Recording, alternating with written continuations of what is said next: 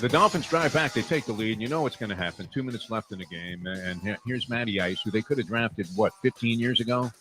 Instead, Bill Parcells, the tuna, who's helped start the trend towards the bottom of the ocean, my friend. Yep. It was the tuna. It's all on the tuna. Why don't we go back to the tuna? Bill Parcells, we thought he was going to be the savior.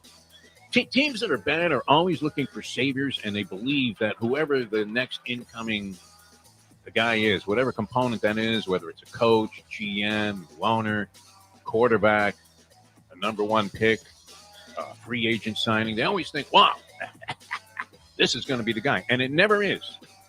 More often than not, it turns out that guy is indeed the Mike Tannenbaum saboteur that buries your team.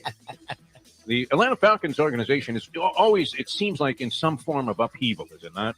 Oh, yeah. So they come in here a disheveled mess, and here's Greer with what should be a very polished team 3 years after a tank job, loaded with all kinds of great new talent, and sparked by a fresh young quarterback who they had targeted all along to be the guy that was going to guide their fortunes. And I literally thought Deshaun Watson was going to start the fourth quarter. Right? Chris Greer's on the phone the entire first half. Hey, we'll take him. No, I don't care. Tell us where to call me. Disaster. Lubie, I will say this. Offensive line wasn't horrendous in this game. I thought they were given ample time to throw the football. Am I wrong about that? And, they were able to run the ball. They ran the ball well. They ran the ball well. Yeah. So the offensive line was good. That's usually the first thing you point to when you're looking at a Dolphin loss. Tua wasn't half bad, although that one bozoic play, that was bad. They should have a separate category for that. Turnovers and then bozoic. And that's what that was, right? Where the guy just is getting annihilated as he throws a ball. And they really do. They invoke the infield fly roll. Okay, infield fly roll. Runners on second and third, man.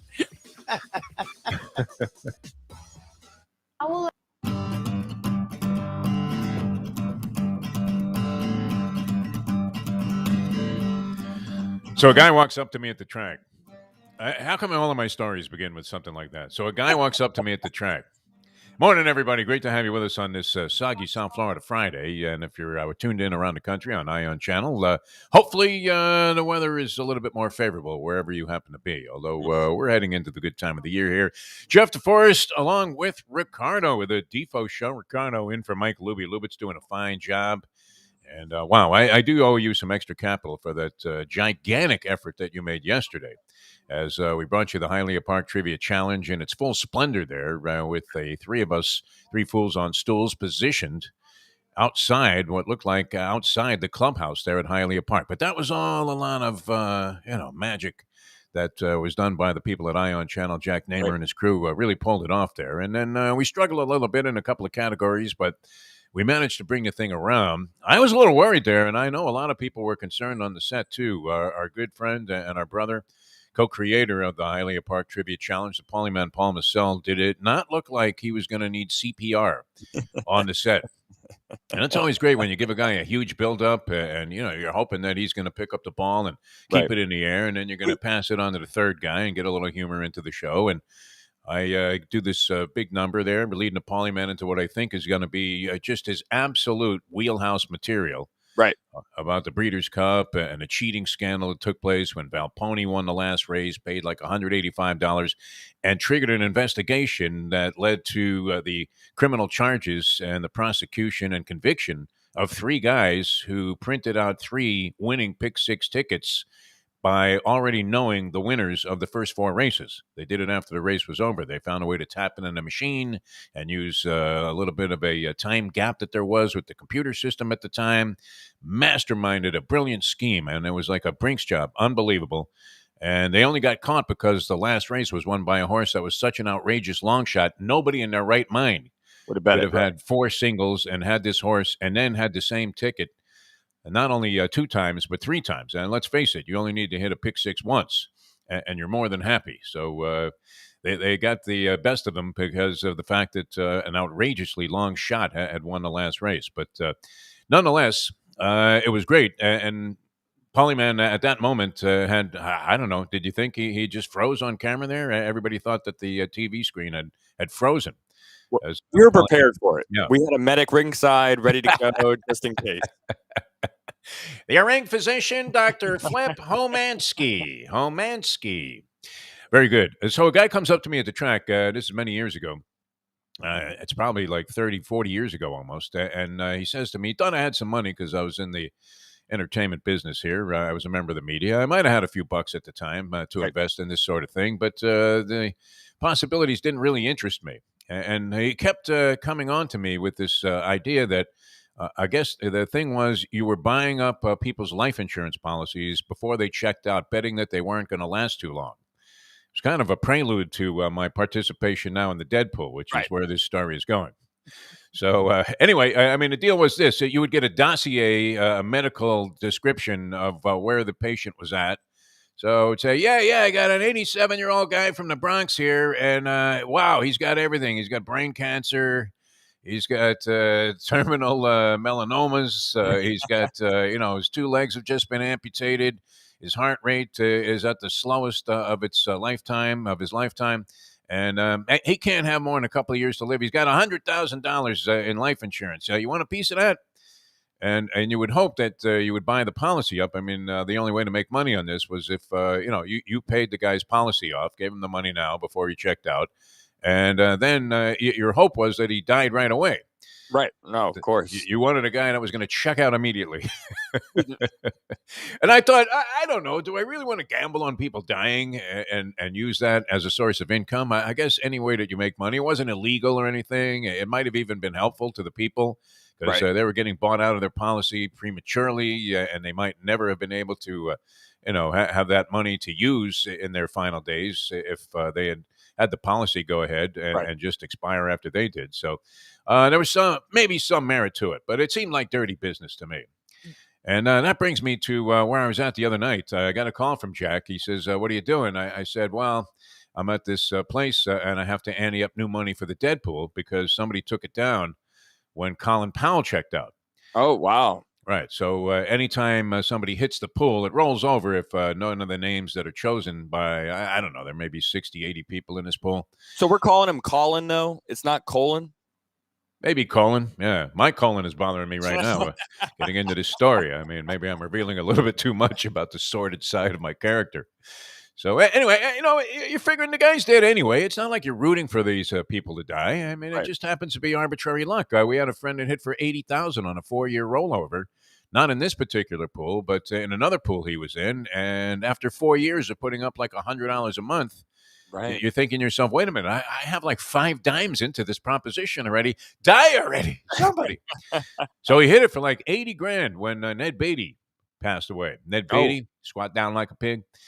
That Ned Beatty, who was a brilliant actor and a very likable guy. There's no way you could have been rooting for Ned Beatty to pass away, even if you had him and you already had $4,800 invested in him. A 4-year rollover, Ricardo. Oh, no, it'd make it easier, though. Sure did, make it a celebration. I mean, the guy's been picking up every tab, every restaurant. All of his friends are like, hey, we got to make sure we get a hold of. This was, in this case, another Paulie man. And everybody's inviting him out to dinner because they know that he was flush with like 80 grand in cash, which is nice. I don't want to give too many details because certainly there would be ramifications from your good friends, Ricardo, at the Internal Revenue Service. Where did you get this money? How did you get this money? I would love for you to be able to interview the person you bet on in a Deadpool.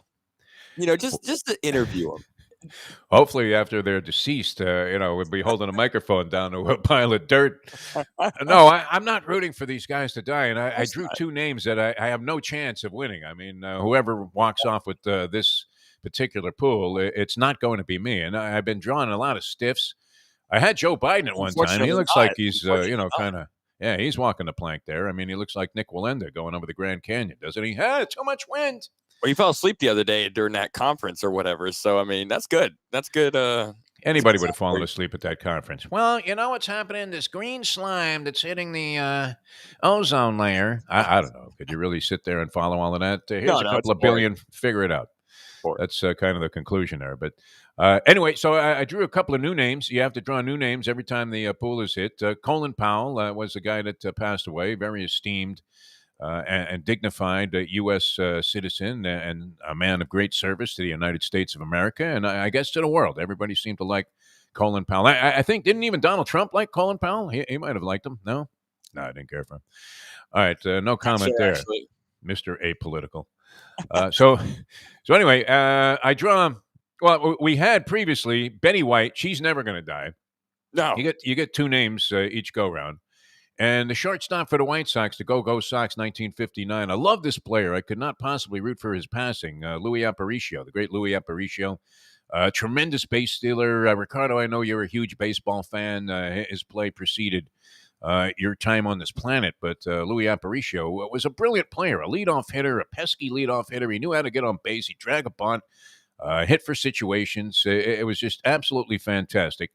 And sure enough, both of those people are very healthy right now. You hear anything about Betty White? She's got like a new series coming out at 97 years old. And Aparicio at 86 seems to be doing fine. So I didn't mind that I whiffed on that one because I like both of those people. And so this time, I don't know how this happened. It was kind of odd. We draw. How's Meatloaf looking? Have you seen Meatloaf lately? Meatloaf, the singer, Meatloaf. I haven't seen him. Yeah, we drew him. Yes, this is the problem. And he's playing a lot of golf. Now, a very likable guy. I mean, there's no way. I met Meatloaf. He was playing in a golf tournament that the Miami Dolphins were holding many years back at Weston. Danny Boy was in there. A lot of dignitaries were in there. And Meatloaf was one of the celebrities that was playing in the golf tournament. It was one of those celebrity-led five-man on a team scrambles. And so Meatloaf, I don't know if I was playing with Meatloaf or, I had a Meatloaf sandwich, I think, in my golf bag. But he looked great. A great guy. Couldn't have been any more approachable. Made a ton of money. I think he made like $50 million in his recording career. Bat Out of Hell was his big thing, was it not? Right. Yeah, and I actually listened to that album last year for the first time. I didn't want to listen to it because I figured it was a hard rock metal sort of album. I couldn't be more wrong. It was more like show tunes. It was absolutely fantastic. It was very nice to listen to, made me happy. It was great. I dug it. And I did not think it was going to be up my alley. That name is very, very I think it's very, deceiving. Yes. You thought he was like a hardcore, grunge type of guy, and he did a lot of very melodic stuff, Meatloaf. Yeah. Anyway, he's humming along right now, Ricardo, so I have no shot there. And Alice Cooper was the other guy that I drew, and he's like some kind of physical fitness nut now, eating wheat germ all day and making sure that he gets his exercise in. So I'm shut out on this go-round of the Deadpool. I hate to say it because I'm just hoping somebody hits it right away so we can draw new names because neither of those guys is even close to his death. But the prelude was all the way back then at the track, right, where you were gambling on whether or not a guy was going to or a person was going to live long. And you, as soon as you bought that policy up, you were thinking, die already, right? It was like watching the last, 45 minutes of $1 Million Baby. Do you remember that movie? With yes, Clint Eastwood? I do remember that with Clint Eastwood and Hilary Swank. Hilary Swank, and Swank was in the hospital dying. I mean, it took longer than Terry Schiavo to check out. Right. If you remember that Terry Schiavo story where Jeb Bush wouldn't let him pull the plug, even though the family is on his hands and knees crawling to Tallahassee, begging, Jeb, let her die already with some dignity. And they're like, no, we can't have that. Jesus would frown on that. Okay, Jeb, thanks. You make the call for these poor people that are suffering. And Schiavo, I think, was in a coma for like 28 years or something. But Swank was almost right there with it. If you correlate it down to movie time versus actual time in real life, that 45 minutes was torture. I got thrown out of the theater when I was watching that movie the first time I saw it. And I never, wanted to watch that part again, obviously, even though I love boxing and boxing movies. Right. And, it had the typical common theme. A person's down and out, and they have their big moment. But she ends up getting creamed by this Vicious. Then that, I don't like to make this equation because I believe this woman does everything she does on a level. But that Chris Cyborg out of MMA, have you seen her? Oh, yeah. She's boxing here this weekend, right? I think she's now with like Bellator. She used to be with the UFC. I don't know if she was ever in the UFC because at that time they didn't want to have anything to do with women until Ronda Rousey came on the scene, and then they realized, wait a minute, we could cash on this chick. All of a sudden, Dana White, who was didn't he adamantly say there will never be a woman participating in the UFC? And then he saw Rousey was drawing like 8 million eyeballs for some schmanky minor league MMA thing, even though she had only had like 4 or 5 fights. But a good-looking girl that go out there and put you in that Japanese sleeper hold was a cash cow. And White, no fool. How phony is that thing, too, when Dana White stands between the two guys at the press conference and he gives it one of these, like he's got to separate them? And what's he going to do if they started attacking each other, Dana White? I mean, they start throwing punches. Dana's going to be backing right out of there and doing it in a heartbeat. But I don't know. I think he wants to fight. I think he's one of those people who want to fight. Oh, you think so? Yeah. Oh, yeah. He's, he gets in the octagon all the time and stuff like that. I mean, obviously he trains and stuff.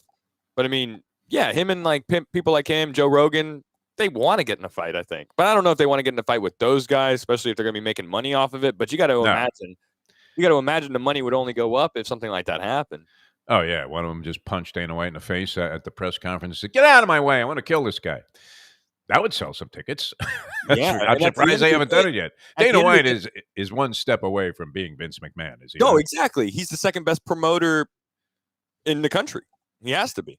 You would have to think so, yeah. Only McMahon could top that because we know none of that is real. Whereas at least, the actual participation in the events, I mean, I do believe that these guys work real hard and take tremendous risks to be part of MMA, which I was never a huge fan of because it really did, for most of the 5 minutes of any given round, like a good portion of it, it looked like me fighting one of my Jewish friends in Brooklyn, right? Where, you're just sitting there on the ground. Neither guy is really doing anything. And then after about 4 minutes of that, one guy gives the other guy a noogie and then runs away. And that's like most of MMA for me. And they're lousy boxers. They kind of fight. I don't like to say this. I don't mean this in any disparaging way towards women. But, back in the day, they fought like girls, right? The punches were kind of roundhouse and sloppy. So, I was never a big MMA fan. But this Cyborg woman at the time, when she first came on the scene, kind of looked very much like the woman that was attacking Hillary Swank with all those illegal shots. And who was reffing that fight? Mills Lane? Where, in $1 Million Baby, where, I mean, just every possible foul that you could commit was exercised on Hillary Swank in that movie. And then she finally fell into this coma. And unfortunately, we had to watch the last 45 minutes of it, which was die already. Die. It was drawn out worse than the whole Terry Schiavo thing. Thank you very much, Jeb Bush, for allowing us to make that reference. All right, a lot of things happening on the sporting scene. It's a Deal Volkswagen Degenerate Friday here on Ion Channel. And thank you very much, people, for tuning in. Really appreciate it. Getting some nice notes here and feedback from people on our feed. Which, do you see that also, Ricardo? The feed here, people are listening. They're tuned in. Good morning. Yep. Thank God it's Friday. I mean, hearing a lot of stuff. So feel free to participate in that. And everybody's always asking me. It's funny because no matter how many times you explain how simple it is, people are like, so what do I do? It's Ion Channel, EYE on Channel, and IonChannel.com if you want to see the video. And the video appears all over the place. And we had it up on Facebook Live yesterday. I don't know if that's in operation today. Yeah. That was pretty nice. And YouTube, you can catch it there. They're archiving all of our shows. So we really are making strides forward here with the whole enterprise. And yesterday, I thought, I left there elated, Ricardo. I really did. Because by the time we got it together, it really, really turned out great, and the possibilities are endless there. And I think we're going to do a lot more of that sort of thing here on Ion Channel. All right, had a ball game last night. Boy, what a game last night. I don't know if it was that good, and I'm starting to fall behind in my booking of my friend Francesco's bets, who does, I mean, I hate to keep, and it's not like I'm disparaging the Jews because I am Jewish, but he's getting his lines out of the Jewish Journal. He had, and he has no remorse about, I mean, it's like a guy that, he was very honest. We used to play a lot of tennis together, my friend Francesco and I, and while neither of us really looked like tennis players, we had a pretty good competitive game. And he was a good player. I mean, the king of the Vegemanic, the drop shot was just absolute. Agassi couldn't catch up to this guy's drop shot in his prime. Federer would struggle with this. Nadal would have a tough time contending with this guy and his well-disguised drop shots. And he was always very good about line calls. And that's one thing I try to be. I mean, if a guy questions a call that I make when I'm playing tennis, I saw it just exactly the way as I presented it. Right. And at the worst, I'm willing to give people the benefit of the doubt, even on like a match point or something. It doesn't matter to me. I mean, if the ball's in, it's in. If it's out, it's out. And he was very straight up about that kind of thing. I trusted all of his calls. Every now and then you look at it and you're saying, hey, it looked like you might have blown that one. But we never argued about any of that stuff. But now that I'm booking his bets for the last, I think this is 4 years now that I've been booking his bets. He sends me about 15 games a week, maybe 8 college, 7 pro. And whatever it is, I have the other side. Whatever he wants, he gets. Whatever Lola wants, Lola gets. Speaking of show tunes there. Whatever he wants, he takes. And I just take the other side, and I usually have zero rooting interest in the game. And I'll casually check it out later on. And then I'll look at the discrepancies in the lines that he gave me that we were basing our wager on versus the actual lines as the game went off. And they're massive. I mean, it would be like getting a medical report for the wrong patient and then going ahead and like taking off somebody's toe. Oh no, that wasn't what was supposed to happen with this one. She was in here, she had a head cold. Right? They're amputating, they're taking out body parts and organs and things like that. Yeah, he had a bunch of them way off, but he did have last night. He handed me the Jets, and he may as well have just handed me a sledgehammer to take to my knee. I mean, the Jets were awful last night. That was disgusting. Their new hero, Mike White, unfortunately went out with an injury early in the ball game. Right. And the Indianapolis Colts. He started off amazing too. Yeah, he was doing well. I mean, that was it for Zach Wilson. Your number 2 overall pick was going to be relegated to the bench. Josh Rosen? Kept going. No, Josh Rosen? Yeah, they have. Yeah, maybe they'll pick up Josh Rosen. Where is Josh Rosen? Is he bagging groceries somewhere? What's up with that guy? No, he made a lot of money, and he didn't need it. You caught that true false question. He is the great grandson of the guy who started the Wharton School of Business. Right. So they have to be worth. And Zach Wilson is the nephew of the guy who owns JetBlue. So is that right? Yeah. Wow. Have to compliment JetBlue for putting those TV sets in there. Tell me that isn't a tremendous luxury while your knees are under your chin. Right. And they're not bad about that in terms of legroom, although it does seem obscene. It's one thing, you go to a ballpark and they're trying to, sell you a personal seat license so you can have the right to overpay for tickets to games. You got to give them like 20 dimes up front, and then you have the right to go ahead and pay outrageous prices for games and get screwed at the concession stands where they may as well greet you with a ski mask and a gun and say, how many beers? I think I paid $28 for 2 beers one day at Marlins Park outside, and they were 2 Coronas. I don't even like Corona. And the other lines were too long. Believe it or not, I mean, is that like being led to slaughter? That's like Jonestown drinking a Kool-Aid, isn't it, when you're drinking $14 beers at a baseball game? And they're lined up to do it.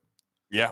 Sure, Jim, here's all my stuff. Yeah, you should bring your belongings, all of your possessions down to go to a ball game if you're going to have anything at the concession stands. But no, it was a wild, ugly loss last night for the Jets as their quarterback went down.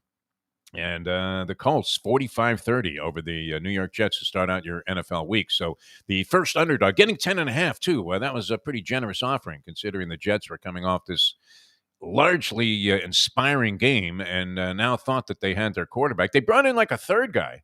Josh Johnson. Who also looked good. Yeah. Anybody but Zach Wilson. It's My just God. What's going on in Jet world. All of these quarterbacks that came into the league are just mightily struggling. I guess you could give Mac Jones with the New England Patriots the number 1 spot among guys that are at least achieving something of, I don't know if it's any great significance, but at least he looks the part.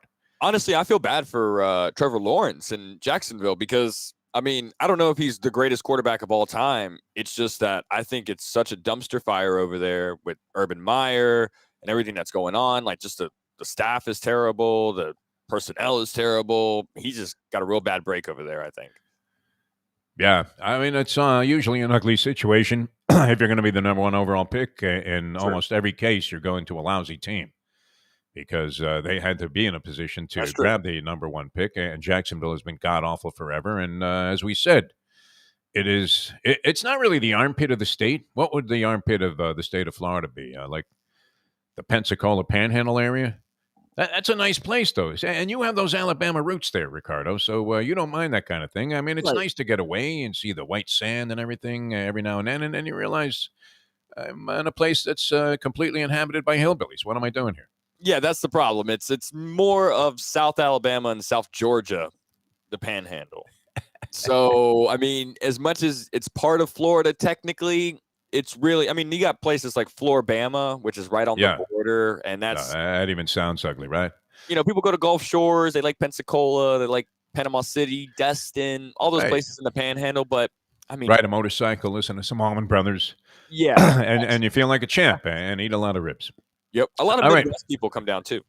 All right, so the NFL week, it's off to kind of a cold start for me as I drop another one to Francesco. The Colts 45, Jets 30. A guy named Jonathan Taylor looked like Jim Taylor at the old Green Bay Packers in this ballgame. 172 yards and a couple of touchdowns. Mike White was injured. They brought in Johnson, third-string quarterback, and even he looked better than Zach Wilson had in any game. Trey Lance struggling also with the 49ers. You got Justin Fields looking awful.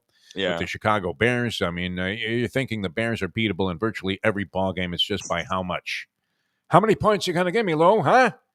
Take the Bears in those ball games. So he's been staggering. And you mentioned Trevor Lawrence, who, maybe dealt a really bad hand, but nonetheless isn't exactly acquitting himself with any kind of level of distinction that you would say this guy. And they always say this, Andrew Luck, it was the big cliche about Luck. Wow, he is the most pro-ready quarterback we've ever seen coming out of college. And in Luck's case, that probably was true, although he also went to a lousy team. And, did he turn him around right away? Andrew Luck, was he the one guy that was able to do that? Yeah, Aikman went 1-15. They weren't a lousy team, though. Yeah. Remember, it was the year before that they were, I think, in the AFC Championship game, the year before they went 2-14. And they only went 2-14 was because Peyton Manning got hurt immediately. Yeah. So I don't know. I think that the Colts they went out of their way to tank that season. Exactly. I mean, they were deliberately, they were telling the other team their plays before they even ran them. Right. And you could see just by the game plan alone, right, when they ran every single play, 72 straight snaps on offense, right up the middle. Yeah. You realize that they were in it to lose. And Curtis Painter starting. I mean, what a disaster, and it was great for them because they got Andrew Luck, and Andrew Luck was a great player. I mean, he took them to the playoffs, I think, almost every year he was. Oh, no, he was great, man. Unfortunately, he got banged around quite a bit and didn't last that long in the National Football League. You never know what is going to happen to your potential savior. But so far, all of the saviors that were drafted in the top 10, I guess it was, among the quarterbacks that came into the league, for the most part, it's just been catastrophic, an absolute disaster. There was a rating out I read online today, rating the top draft picks so far, how they're doing in the draft. And nobody was doing great, but it was interesting what was said about Jalen Waddle, who the Dolphins took, and they dropped down. They could have had one of any number of players if they had stayed, including this Kyle Pitts, who only got a grade of a B from this guy for his play so far. Although if he only played the Dolphins, and if that was the only game you saw, you would have thought, wow, Tony Gonzalez, who? What? I mean, you thought you were seeing the greatest tight end that ever stepped on a football field. It would have been as if LeBron James had opted to play football instead of basketball. This guy looked absolutely fantastic. But Jalen Waddle, what it said about him, and it gave him kind of a, I guess, I saw a few of these in my lifetime, and I considered it a good grade, a C-. When you got a C- on your report card, Ricardo, I think, you're obviously a very sharp guy, but did you not consider that, cause to run around and just show the whole thing off? Look at that. I got a C-. I mean, it wasn't that bad. I mean, that's what radio is, right? A bunch of C students. I mean, yes, that's what we were. A bunch of ugly guys, that don't really have great command of the English language, but nonetheless, are prone to speaking incessantly. And here we are, throwing this stuff out there. But anyway, Jalen Waddle, and the comment was that this mind-boggling conservative offense that the Dolphins seem hell-bent on running forever. Right. How many years, Brian Flores, are we going to have to watch dink and dunk Chad Henne City here? Right. And, that's the knock on Tua, and that's the knock now on Jalen Waddle. I mean, misused by the Dolphins. Never runs downfield. Right. And this was his big strength at Alabama. And he's averaging 8.6 yards per catch on 48 catches, which the 48 catches is a pretty good number. But 8.6 yards per catch for your speed demon, the guy that was supposed to light up the football field with blinding speed and open everything up. And all of a sudden, all these other guys that were deemed to be stiffs are going to rise from the grave and become great players also. And everything's going to be cranking. We're putting up 50 points a game with this kid. And instead, and there it is, another dink pass. I tell you what, the way Tua uses that safety valve, and Waddle really fits the ugliness, my friend. Ugliness. It is. Remember when we had Mike Wallace? We didn't throw it too deep too often. Anytime that Ryan Tannehill did, it was overthrown. Like you said, the Chad Henne experiment was absolutely terrible. He could overthrow the Cuban government was the joke, single-handedly. I mean, Jay Fiedler has been our best quarterback. Yes. Holding Chad Pennington for that year since Dan Marino. And I mean, and Jay Fiedler, I was making fun of him for the longest. And I miss those days. He was competent. He was good. Good guy, man, Jay Fiedler. He really was. He wasn't the greatest quarterback. I mean, the guy was a versatile athlete, real tough kid. What wasn't horrible, although at the time, I mean, we had a penchant for grabbing guys that should have been, you were debating whether to send them to the hospital or to training camp. Right. And so he came in with a bum shoulder. I don't think he ever really fully recovered from that. They threw him out there no matter what. And one of the greatest ever games that was quarterbacked by Jay Fiedler. It turned out to be a very prosperous endeavor for me, speaking of Degenerate Friday and Deal Volkswagen and the people at Gulfstream Park. But I was in what was known as a suicide pool. And the first week of the season, the Dolphins were playing the second-year expansion Houston Texans, which, ironically, they are playing the Texans this week with a chance to snap their 7-game losing streak, probably their best chance all season, to get off these so-called schneid. Sorry, Leslie Visser, for using that word. She hates those SCH words that I use all the time, as in schmank and schneid and things of that nature. But anyway, you get the picture. They've been losing every game since the first week of the season when they miraculously held on and beat the Patriots. Otherwise, we're staring, people. You notice how easy it is to take that one win away? We're staring at 0-8 with this team. But it's the game against Houston. This is, I guess, I don't know, their second year of expansion.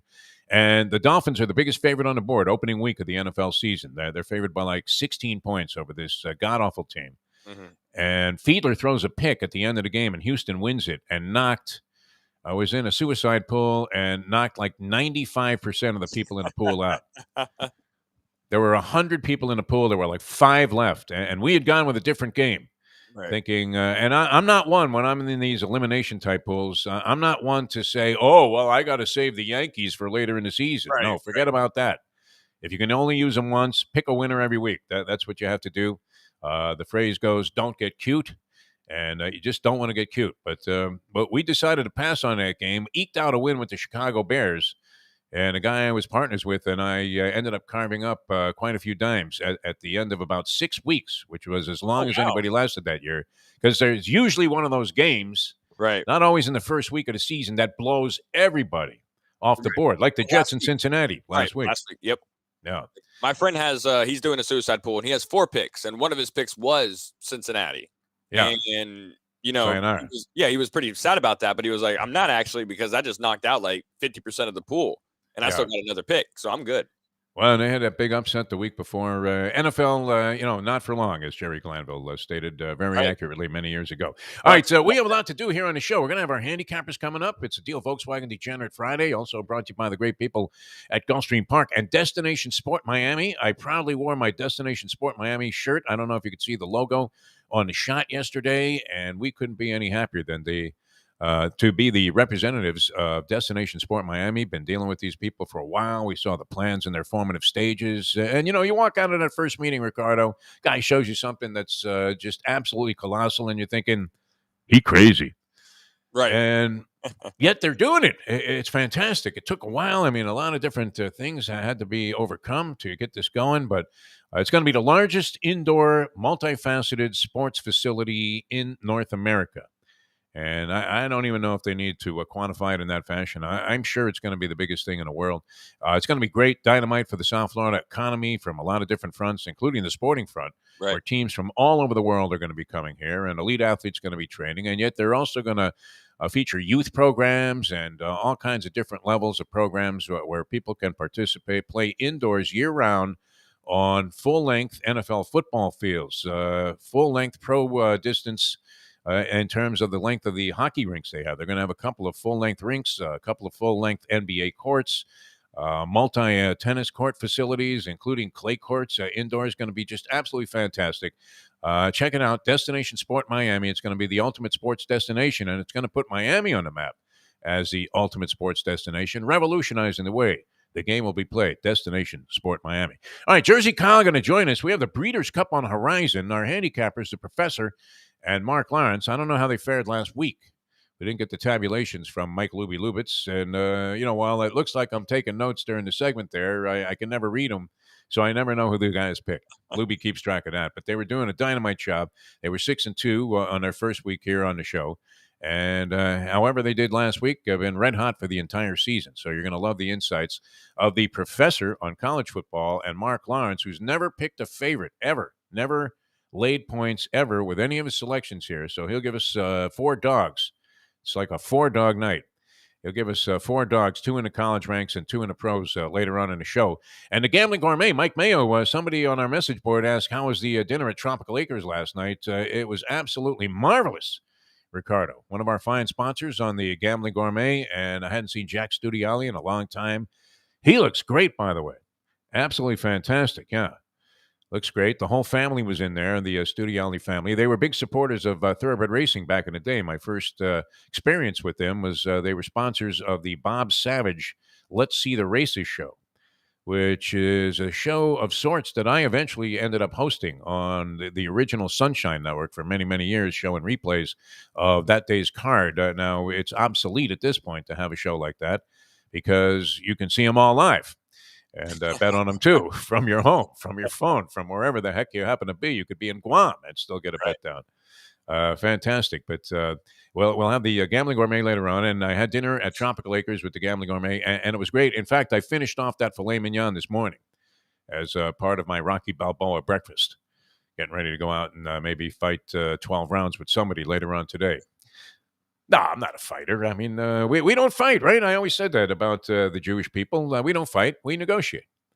That's right. I tell you what, maybe you shouldn't take that so seriously, Ricardo. All right, so coming back with Jersey Kyle Martinez, they'll have on this Deal Volkswagen Degenerate Friday, no doubt some insight into these Breeders' Cup races, which begin today at Del Mar. We had a fabulous trip out to Del Mar, Jersey Kyle and I, just a couple of months ago. It was the first time I was ever at that track while they had live racing. San Diego, just a beautiful spot. Right. And we were in Encinitas and could not have had a better time, although I would imagine hotels a little pricey with the Breeders' Cup going today with 5 races. It's all the juvenile events. That would be the 2-year-olds. So you see the future stars of horse racing today. Big fields. I mean, if you wanted to make a bet, Ricardo, today would be the day to go ahead and see if you couldn't get an excessive amount of money out of the ATM machine and hustle to your local racetrack. Hialeah would be the place to punch away, that's for sure. Or Gulfstream Park, of course. And you could get down on all of these races. Absolutely fantastic. And then tomorrow they have, I think, another 9 Breeders' Cup events. So, and those feature all of the big boys and the best female horses also in the older categories, including the Breeders' Cup Classic, which will be wrought with controversy, no? When Bob Baffert sends his Kentucky Derby winner out there. And we don't know what's in that horse's system, do we?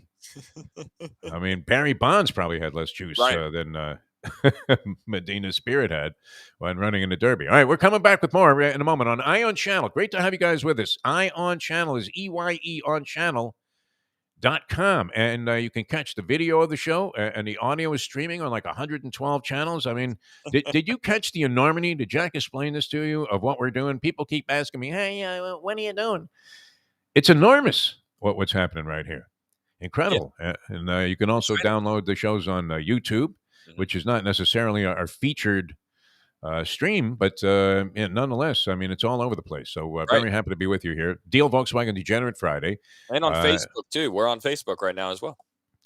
I like that, man. A lot of people caught that yesterday. Yeah. So that was pretty cool. All right, we're coming back with more in a moment. Now that The time. It is 7:39. Time for Jersey Kyle. Play the ponies in style at Champions, the outstanding simulcasting room at beautiful Hialeah Park. Yes, the grand old lady of thoroughbred racing has never been more vibrant, and you can wager on the races from the top tracks around the country while enjoying a cocktail at the Brass Rail Bar or any of the fine food served throughout the facility. Hey, Jersey, you ready to go now, buddy? If your game, you're covered in style. All right, fantastic. And you can play all we just took your a break. favorite We're going to Vegas come back style and games, we'll get you including on. blackjack, craps, and roulette. And Hialeah for a Park's minute, I mean, sizzling hot you should be able to hear everything. Get a player's so, card when you walk I'm through just the gonna door connect you to for the all board. kinds of We're good to generous go, okay? amenities, including our favorite, free play. When you come out to the ultimate casino number and right here. entertainment Yeah, destination, Hialeah Park. You mind holding Hey, folks, for Tony like 3 minutes? Segretto And we're going here. to come What back. if I told you you could go to a great restaurant, All right, good deal. I got you on feel hold, bud. completely safe because their COVID protocol is unmatched, have an amazing meal, have a great time. When the bill comes, you won't get sticker shock. You're going to say, that's too good to be true. No, it's not, because I'm talking about Texas Roadhouse. Great family atmosphere, great atmosphere for a couple, great atmosphere if you just want to go by yourself and watch a game and have the coldest beer in town. And while you're doing that, have the best bread in town. All at Texas Roadhouse. Everything you get there is fresh every day and made sure it's served at your table, hot and ready to go. And the best part is you don't get sticker shock because the prices are amazing. Texas Roadhouse. Hey, it's Mike Mayo for Even Keel Fish Shack, corner of A1A and Commercial Boulevard at Lauderdale by the Sea. It's my favorite place now for great seafood in a casual beachfront setting.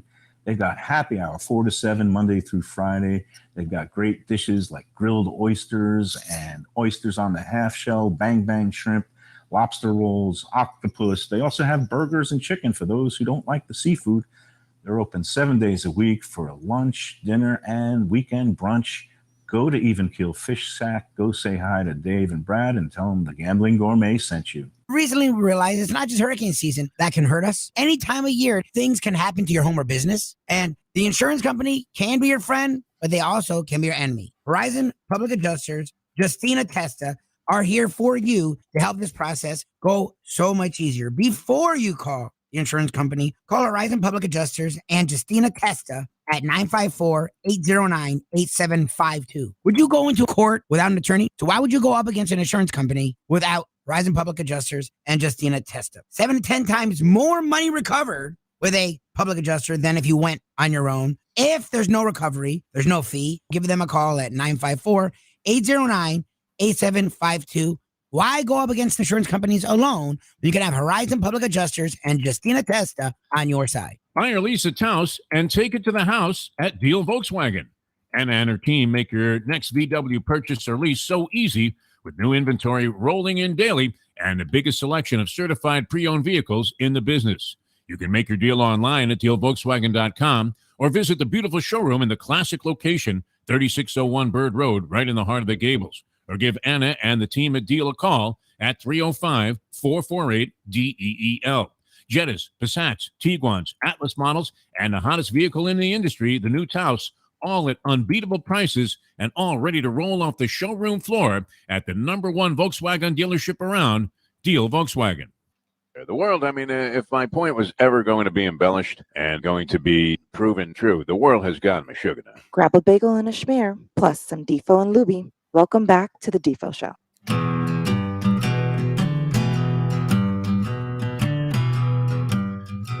Now, when this man says something, he means it. Welcome back to the show and Deal Volkswagen Degenerate Friday. And we're happy to be with you. Also brought to you by Destination Sport Miami and the great people at Gulfstream Park. I'm Jeff Deforrest. Ricardo is in for Mike Lubitz, and this really could be developing into a Lou Gehrig type of situation with the rave reviews Ricardo received for his work, and not questioning every single directive that he was given, instead cooperating. Why am I saying this and thinking of Mike Lubitz doing the exact opposite? But we're hoping Lubie is having some safe travels over there in Europe. Haven't heard from him. No kidnappings or anything like that? Have you heard about any incidents? He's alive. He's doing well. I texted him this morning. He says that, me doing the show has made his vacation easy. And, hopefully may lengthen it also, yeah. All right. Definitely. Those were just the murmurs I was hearing yesterday around the set. Ricardo's in for Mike Lubitz. I'm Jeff Deforrest, and we welcome to the show, and always a part of these Degenerate Friday festivities, maybe the ultimate degenerate. And I meant this when I said this, because I kept thinking about, he was walking into Del Mar. We're in the parking lot. I'm kind of dragging behind a little bit. And so I told these guys, just go ahead. They walk a lot faster than I do. Evan, don't mention my name. And Jersey Kyle has a very fast gait. Seems determined. It looks like he's going somewhere, but in all likelihood, he's just going to bump his head into a wall, which he did this day because we were like 30 seconds late for post time for the first race at Del Mar. And I know this because if Jersey Kyle says, I'm going to surf this beach, he's going to surf this beach. It's Robert Duvall. It's Apocalypse Now. And he said he was going to make two $20 doubles on his way to the track, 6-1, 6-4. And sure enough, it came like 6-1, his favorite numbers. And had he gotten there in time to bet the $20, Jersey Kyle, welcome to the show. Am I reminding you of something that you would just as soon forget about? Is it Jim Morrison time? Learn to forget. How are you, my friend? Show me the way to the next whiskey bar. Yeah, that was a rough day. We wanted to drink a little whiskey after that. But yeah, no, what did it pay? It was paid $160. I would have been $1,600 better. And if we could have just got there a few minutes early instead of eating those burritos on the beach at Del Mar. Devo, did you not hear him? I heard him and you heard me. Oh, wait. I just lost Defo for a second. One second. I'm getting him back on. Defo, hey, buddy. We lost you. I'm here. And, okay, Jersey Kyle, we lost you there almost from the top. Which, so, I mean, if you don't mind going back, you were looking for the next whiskey bar. I know you were going to make that bet. See, a lot of guys say, hey, I'm going to bet a $20 7.5, like I would say that. And then I don't do it. You know I'm not going to do it. Because, it's the bets that you don't make that always pay off. You know why you didn't get Jersey Kyle? Because I stepped on it. I'm tired of not running the board. I don't like it here with Shirley. I want to come home. This is terrible. This is not what I wanted. And I don't want to lose my job to Ricardo. I know he's good. I know he's really good. And that's why I hate being here. I never should have booked this vacation. You're sending Jack into convulsions. Live from Lubie's back on the scene. Yeah, no, that's the best Lubie impression of anybody. And there have been many who have attempted the Lubie impression. So anyway, it's all happening at Del Mar. I know you've done a deep dive, no doubt, into the Friday races, these juvenile races from the Breeders' Cup. But what you would have to say, anybody that's at Del Mar for this Breeders' Cup event is just in for a marvelous experience. I mean, how wonderful was it there at Del Mar? You've been to a zillion tracks, Jersey Kyle. And that was a great experience. Still stuck in the memory bank there, some of the visions of all of the great stuff that was going on in San Diego and being at Del Mar. Yeah, I'd have to say, Dave, it's right up there. It is definitely the Saratoga of the West Coast. What a great place to go to the races. And also, if you're one of those kind of guys that loves sunshine and surf, I mean, it all comes together. That is where the surf meets the turf. Unlike my home track at Monmouth Park, where the shore meets the manure. But yeah, you may as well be in Newark. Instead of Ocean City. Yeah. This was a great trip, and I would recommend it to anybody. I know we're going back next year. For the summer meet. But, what a great weekend shaping up out there with the Breeders' Cup races starting this afternoon. And then tomorrow, of course, the real big races, the Classic. And for us, we were there when we saw Ginobili win and you're in over the very Del Mar track that they're running the Breeders' Cup at tomorrow. And that's going to be one of our big plays tomorrow is in the dirt mile, Ginobili. And then also I've got a real long shot in the Classic that I think is going to be very well overlooked. The one horse Tripoli looks like 12-1 in the morning line. John Sadler, a big California trainer, and with the blinkers added, the Hot Rod Charlie and Medina Spirit and all of these hot paced horses running, we may get one of those Breeder Cup explosions we've seen in years past. Tripoli out of the one hole tomorrow in the Classic. So I'm excited. I think we're going to see some big prices tomorrow. A lot of these European horses are going to take a lot of money on the grass races, but the turf a little different out there in California. I just think we're in for a fun weekend of horse racing. Yeah, that's going to be a blast. And today, I mean, do you have any special insight into these 2-year-old races that all take place today? Breeders' Cup, Juvenile Turf, I guess, would be the big one of the 5, and the last one to be contested. The Turf Sprint going today, all for 2-year-olds. The fillies, Juvenile fillies, are going to be contesting a race at 1 mile and a 16th. The purse money's not too shabby either on all of these races. So added incentive. Don't you know some guy that's like a car dealer from Michigan, and you did a seawall for him, and he has 2 horses running? We immediately thought, well, I wonder if he's interested in an international sponsorship. But he has 2 horses running in the Breeders' Cup. I mean, you have to have some jack to be in that position, do you not, as an individual owner? Yeah, a great guy. I met him a few weeks ago. We were doing some seawall work for him, and we started talking horses, telling him that we were out of Del Mar and Keeneland, for 2 of our, boy getaway trips where we scooch out and go have a little fun. And he was telling me that he has a couple of horses running in the Breeders' Cup. And I'm sorry to say at this time, I don't have those horses, but I'm expecting a text from him later today and giving me, his horses and letting me know how they're doing. And yeah, so we may have a little bit of late information. I don't know how we can get that out, but I don't have it yet. But yeah, no, again, just a great weekend for bombs away, and you know how we love the big bombers. So I'm pretty excited about this whole this Breeders' Cup weekend. I'm not really going to be involved today, but tomorrow going to be going there with 2 loaded guns. I'm ready. You might have to be careful with that, Yeah.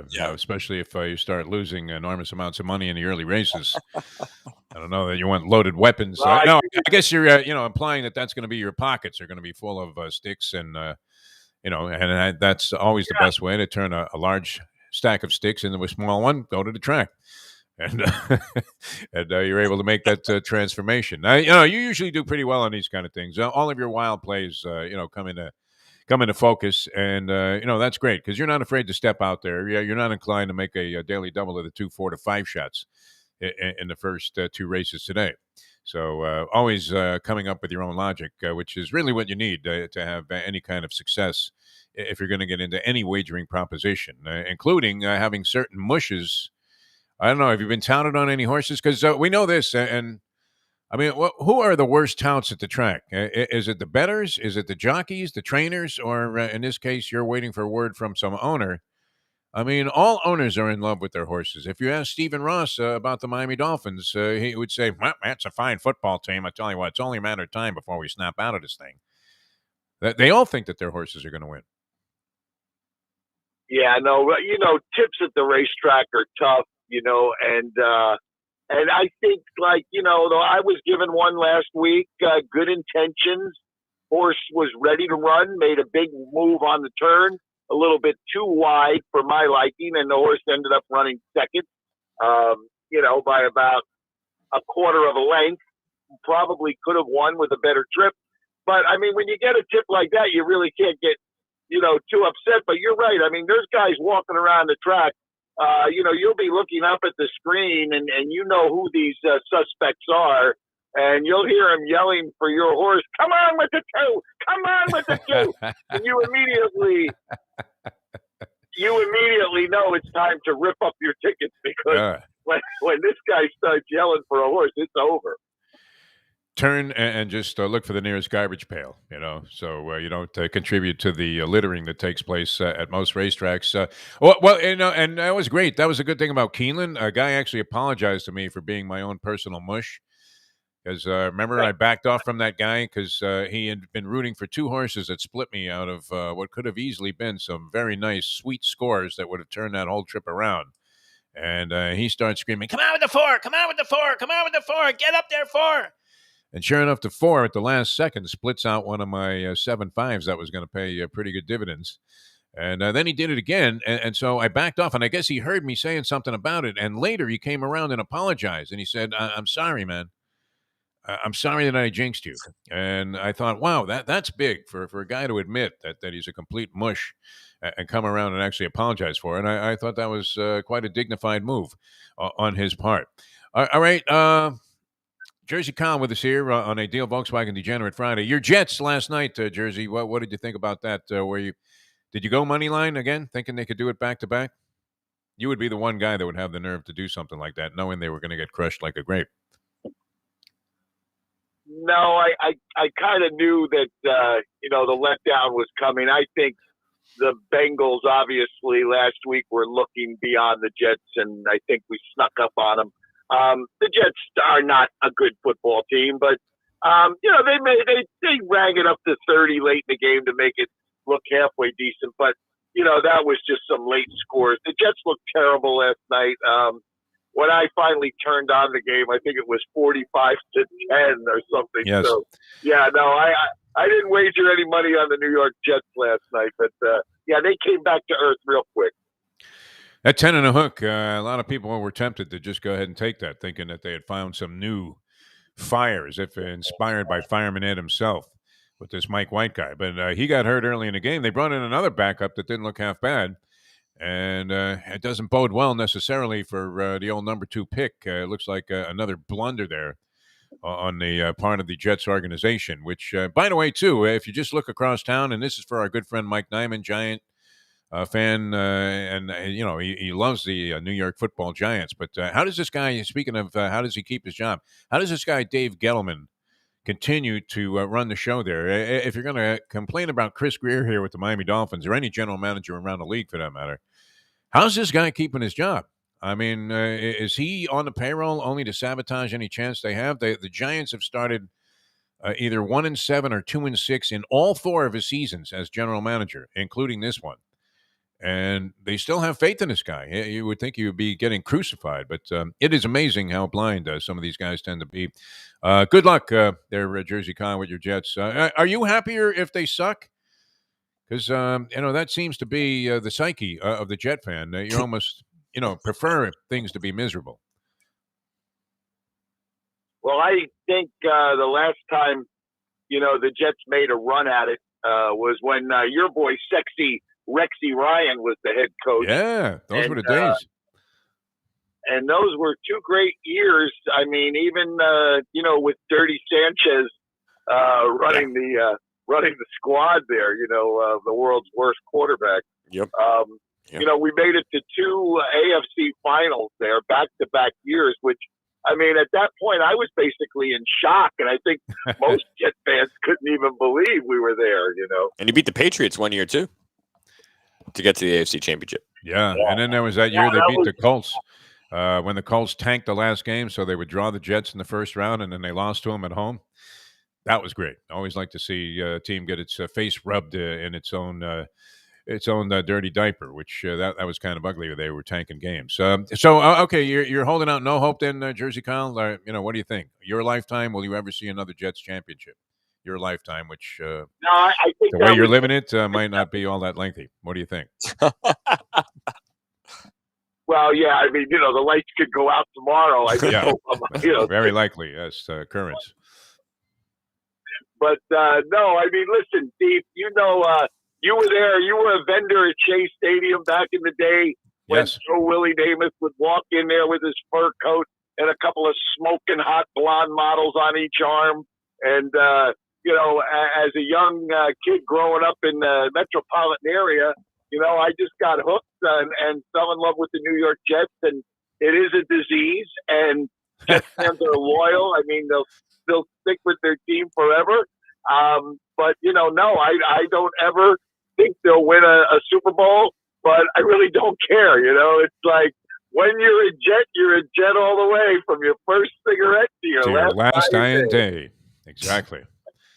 And that's kind of a thing you have to stick with. I've told the story many times, and it's a true story, and it's been verified that Joe Willie was out on an all-night bender before the 1968 AFC Championship game against the Oakland Raiders, the vaunted Oakland Raiders, and Kenny the Snake Stabler, and they had a hell of a team. And we were selling souvenirs at the gate where the players' entrance was, the players' parking lot. So we see all of these guys, and we got down there early. I mean, as soon as they opened the gates, we started selling stuff. It was a championship game, and everybody was buying stuff. And when you walked inside Shea Stadium at that time, it didn't matter. It could have been 87 degrees outside, hot and humid, and everybody schwitzing. Once you walked inside, the wind was brutal, so it was freezing. And even though it wasn't that cold that day, everybody that came in the stadium immediately bought one of those wool hats, which, think about this. I mean, you talk about inflation. The wool hat with the jet colors, one of those little wool beanies, Ricardo and Jersey Kyle, with an embroidered, not just something that was slapped on there with like a sticker, with an embroidered Jets embossed logo, $1.50 back in the day. Taking off a speakerphone. Yeah, all right, Kyle, shut down your speakerphone there. And $1.50, and we'd sold like 800 of those before the game even started. But as it got closer and closer to kickoff, and things were winding down, and people were in the stadium, we realized we had not seen. Oh, very nice. Something like that. That's probably got some cheesy logo. That's embroidered. That's embroidered. Embroidered? Okay. I bet it cost you like more than $1.50. Not more. Oh my gosh! Yeah, this was likely was $150. Yeah, a $35 hat from Amazon. So what money I would have made there. Yeah, if they were $35 a pop. But yeah, we hadn't seen Namath come into the stadium. He was the only Jet that hadn't arrived. And then as we were wrapping things up and the crowd was already in there, about, I don't know, it couldn't have been a half hour before kickoff. Right. Here comes Namath, and he's got two hot, tall, blonde model types, both in fur coats, and he's wearing a fur coat, and they're holding him up. They're holding him up. And he goes out there and wins the game with a late comeback. I mean, that's the stuff. I think you were having this big argument about Joe Willie, and you don't think he belongs in the Hall of Fame because you didn't see him play, and you look at the stats, and they're not Hall of Fame stats. Right. But that was the kind of thing that literally, you could say, well, then why isn't Joe Kapp like a Hall of Famer? I mean, he was a rough and tumble guy. Or Sonny Jurgensen, I guess, is a Hall of Famer, is he not? Sonny Jurgensen, he would have a few before he got out there on the field. And my argument isn't that Joe Namath doesn't belong in the Hall of Fame. To me, I want as many people in the Hall of Fame as possible. It's these other guys that are borderline cases, and they're like, I don't know if he belongs there. I don't know if he belongs there. Like somebody like a Matt Ryan. A Matt Ryan who's going to be retiring soon. His stats, or Phillip Rivers, their stats are ridiculous. And then, people are like, I don't know if they're a Hall of Famer. I'm like, but Joe Namath's in the Hall of Fame. But he was a winner. He did something so phenomenal. He should be in the Hall of Fame just for what that game did. Right. In terms of where football stands today. The impact of it. It was a turning point in the National Football League's history. All right, Jersey Kyle is with us, and he's going to continue on a Deal Volkswagen Degenerate Friday. And we have the Breeders' Cup on tap later on, a full slate of college and pro football that we'll analyze for you through the eyes of the professor and also the ultimate trend handicapper, Mark Lawrence. If there's a full moon on a Tuesday night after a team had played on the road for 6 consecutive weeks, and they've never lost a game by more than 3 points, then 9 out of 10 times that team covers a spread of 5 or more. It's like, whoa, where did you pull that one out of? Unbelievable. Mark Lawrence is going to be with us. And the Gambling Gourmet, Mike Mayo, joins us later on. Tropical Acres was great last night. I had a good time with Mike Mayo. And we not only ate some great food, but we ended up wearing it on our shirts, which was fantastic. It was too good, man. We were slobbering the stuff down. I'm Jeff Deforrest. He is Ricardo. Deal Volkswagen, great place to get an automobile. We'll tell you more about that in just a sec as well as we come back in a moment. Now that. The time. 8:02. Steaks? Do you like seafood? Do you like classic old Florida charm? You could get that all and more at Tropical Acres Steakhouse and Butcher Shop. It's at 2500 Griffin Road in Dania, just west of 95. The Studiali family, they've been running the place a long time. It's been there more than 70 years. And it is now a place you can get early bird specials along with steaks to take home and throw on the grill yourself at the Butcher Shop. That's open 10 a.m. to 10 p.m. every day. It's open for dinner every night starting at 4:30, but they are closed on Sundays. Go to Tropical Acres. It's a place to go for a great meal, great people, good value. Tropical Acres. The championship meet is right around the corner at Gulfstream Park. The only place for live racing, Gulfstream's action has never been hotter. Whether it's on the track, in the casino, or part of the dining and entertainment offered at the Village of Gulfstream Park. Currently running Thursday through Sunday, Gulfstream's racing package is the best in the country, with all the top horses and people in the game pointing towards another tremendous winter season. Check out the remodeled first floor casino, open 7 days and nights a week, along with the many special events and concerts happening at Gulfstream Park. You can place your wagers from anywhere at firstbet.com. Check the calendar of events at gulfstreampark.com. Destination Sport Miami is here to revolutionize the sports landscape in South Florida. The largest indoor multifaceted sports complex in North America is on the way, with distinguished leaders of its various sports programs and unparalleled access to the finest indoor training fields and facilities. Destination Sport Miami will set South Florida apart as the destination of choice for elite athletic training and development, and for its dedication to youth programs and sports on all levels. A phenomenal concept and a powerful undertaking, Destination Sport Miami will also be an important commodity in the sports business community as well. Destination Sport Miami, its time has come. These days, we're all looking for comfort anywhere we can find it. Thank goodness for Landlubbers Raw Bar and Grill in the Plantation location, because they are making sure you are as comfortable as possible. First of all, they're not only open for delivery and pickup. All you have to do is go to landlubbersbarandgrill.com for both pickup and free delivery. Their hours have changed a little bit. Monday through Thursday from 3:30 to 10, and Friday, Saturday, and Sunday from 11:30 to 10. You're going to have the best wings in the world. You're going to have a great burger. You're going to have their amazing soups. Again, Landlubbers, Raw Bar and Grill. It's nice and easy. Just go to landlubbersbarandgrill.com for both your pickup and free delivery. Thank goodness for Landlubbers for making you always feel right at home. Since day one of Old School, we've had Catholic Health Services be part of our family. They are recognized as the quintessential rehab facility in the Southeast for strokes, but it goes well beyond strokes, because Catholic Health Services is in the community of South Florida to help the community stay healthy. And if they're not healthy, get them healthy and get them back on their feet quicker than they could have ever expected. They do it every single day. It's step and repeat, 24/7. Catholic Health Services. Buy or lease a Taos and take it to the house at Deal Volkswagen. Anna and her team make your next VW purchase or lease so easy, with new inventory rolling in daily and the biggest selection of certified pre-owned vehicles in the business. You can make your deal online at dealvolkswagen.com or visit the beautiful showroom in the classic location, 3601 Bird Road, right in the heart of the Gables. Or give Anna and the team at Deal a call at 305-448-DEEL. Jettas, Passats, Tiguans, Atlas models, and the hottest vehicle in the industry, the new Taos, all at unbeatable prices and all ready to roll off the showroom floor at the #1 Volkswagen dealership around, Deal Volkswagen. How many gamblers did I bail out last weekend with my game of the year? A $100 bettor made $10,000. A $500 bettor made $50,000. Well, I got 6 games on Sunday that I'm releasing absolutely free. These games are a burial, a blowout, a human lock. You can bet your unborn children on these 6 games. Absolutely. Whoa, I believe. We now return to the Defo Show.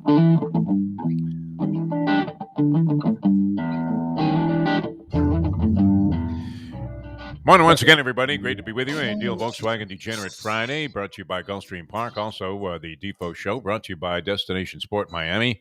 And, of course, the great people at Hialeah Park. Jimmy Johnson's Big Chill, planning a return. Had a little conference call yesterday on that matter. And planning a live return with our new TV presentation. And, of course, streaming on 112 audio channels as well, courtesy of Jack Namer and the fine people at Ion Channel, man. Were you impressed, Ricardo? You went down there yesterday. That was kind of cool, wasn't it? Those guys slapped that together and made it look really good. Yeah, Brad and Jack were awesome. And like you said, we had a couple of things, stuff that we were trying to fix on the fly. And, Jack was, running the entire floor essentially, but I can't tell you how calm he was, understanding he was, encouraging. And the place was awesome. It looked awesome, looked really professional. And looks like a really good place to start something special over there. Well, and we're happy we landed there on Ion Channel. Happy you guys have found us here. Jersey Kyle, who's with us on this Deal Volkswagen Degenerate Friday, found his way onto the set yesterday as part of the Hialeah Park Trivia Challenge. And as we said, he's kind of the shemp. He's like the fourth stooge of the group, a go-to guy whenever we're short a man and down a man. And we thought we were going to be down a man yesterday, Jersey Kyle. The condition of the polyman coming in there, and this doesn't bode well. I mean, if a couple of more years, I think he's like 2-3 years older than me, and I'm losing it in various capacities, and you can tell, Jersey Kyle, you've been around me for the last 10 years. I mean, I'm really starting to drop a couple of miles per hour off the fastball, as they say. I don't know if it's like Don Shula-esque, where they say the game has passed him by, man. This guy's finished. But I mean, you did a great job. It almost looked like Weekend at Bernie's when the Polyman first hit the set, and I know you did your best to try and kind of cover up for it until he got his second win. Yeah, no, I didn't know whether I should just try to pump another cup of coffee into the Polyman, or just maybe run out to my car and get my jumper cables and try to jumpstart. Yeah, he needed shock therapy. Yeah, for sure. He was wobbling a little bit early, but then, he seemed to come back around. I don't know if you went into your bag of tricks there and got a little smelling salt or something. An ammonia cap. Yeah, I went Lou Duva on the guy. You can do it, kid. You can do it. Meanwhile, you bust an ammonia cap under his nose while you're slapping him in the face and telling him, hey, yeah, you got to do it in this round or I'm going to stop it. That's kind of where we were at yesterday with the Polyman for a while. But he did. He redeemed himself very well once he got off to a little bit of a slow start there on the show. So what did you think about the operation there, Jersey Kyle? Well, I love the fact that these guys, it's almost like Star Trek. They can transport us anywhere now we want to go. I mean, there we were at beautiful Hialeah yesterday. I thought, I'd go by there this afternoon and he could transport me right to the parking lot of Del Mar again. I mean, this is the great part about that studio and that big screen behind us. They can just put us anywhere we want to go. Yes, I was contacted by a friend of ours. I guess an acquaintance, might have a little bit of a criminal past. And he asked me if he could substitute if either Gurgles or Polyman are out next week because he was planning on robbing a bank. And this way he could say, well, how could I possibly have been in that area in Plantation where the bank was when I was at Hialeah Park, as evidenced by the shot that was up there on the screen. So immediately, like devious minds started to try and capitalize on the good fortune that we've fallen into here on Ion Channel. All right, so now where does this stand with the girlfriend, the lovely Karen? The fact that you are going to be embroiled in, just absolutely indulging in all kinds of Breeders' Cup information, and you're going to be gone all day. And then the second part of this thing is your father, Frank, 91 years old. Has he already been hammering you to get him a racing form? Yeah, I got the call yesterday afternoon. No matter what you do tomorrow, make sure you bring me the form. So, I went out this morning around 7:00, and that's why I asked Ricardo if you could come on at 7:30 this morning, because I did have to make the mad dash to our world famous mobile station over there on Commercial. Yes, and they're never out of forms either. Have you noticed that? They're never out, man. They get a stack. Yeah, they're good. They're one of the good ones. They get a tall stack over there, But I went over there just to make sure I could grab two, and I was very successful at that this morning. And I'm going to run a form up to the Boca area and give it to Frank, because he's all set to start his handicapping for tomorrow. But listen, I think everybody, the Breeders' Cup is one of those things like the Kentucky Derby, and everybody just wants to get involved. And with the big field, there's always that chance of that big payoff, and that's really what we're looking for. You mentioned you're not too, as we used to say in Brooklyn, scared of the European invaders who come in here and usually dominate all of the turf races, and that's both days. Whatever races are on the grass, the European horses, it's always, well, there it is, another one with Aidan O'Brien and Frankie Dettori's jumping off in the winner's circle. I think even Lester Piggott might have had a win. He checked out a few years ago, but the Piggott man used to dominate that European circuit on the turf as well. But what is it? Obviously they race exclusively on the turf there, and are better conditioned for it, better bred for it. But why do you think that we'll fare a little bit better? Because it's kind of like talking about U.S. tennis players against the world field when you get these European horses in the Breeders' Cup. Yeah, I just think that the Del Mar turf course, is a little bit, trimmed down, and it's not that big heavy grass like at Keeneland, where they really dominated in the last Breeders' Cup. And I just think it sets up more for the American horses. And, I'm just going to take a shot because, they're going to get overbet. And, we've got to find a price. I mean, that's how you make these great scores, when you hit these pick 4s and pick 5s. And, it's just one of those things where, you got to try to beat the chalk or, you're going to bet $2 and get back, your $6 and $7 horses. That's not what we're looking for here. We're looking for some of those $50 and $60 bombs away. So, that's the way I'm approaching it. And I'm not saying that's for everybody. A lot of these guys will crush that daily double with a 2-1 and an 8-5, and God bless them if they hit it. But that's not the way we go big game hunting. We try to find the long shots, and I think we fare better that way.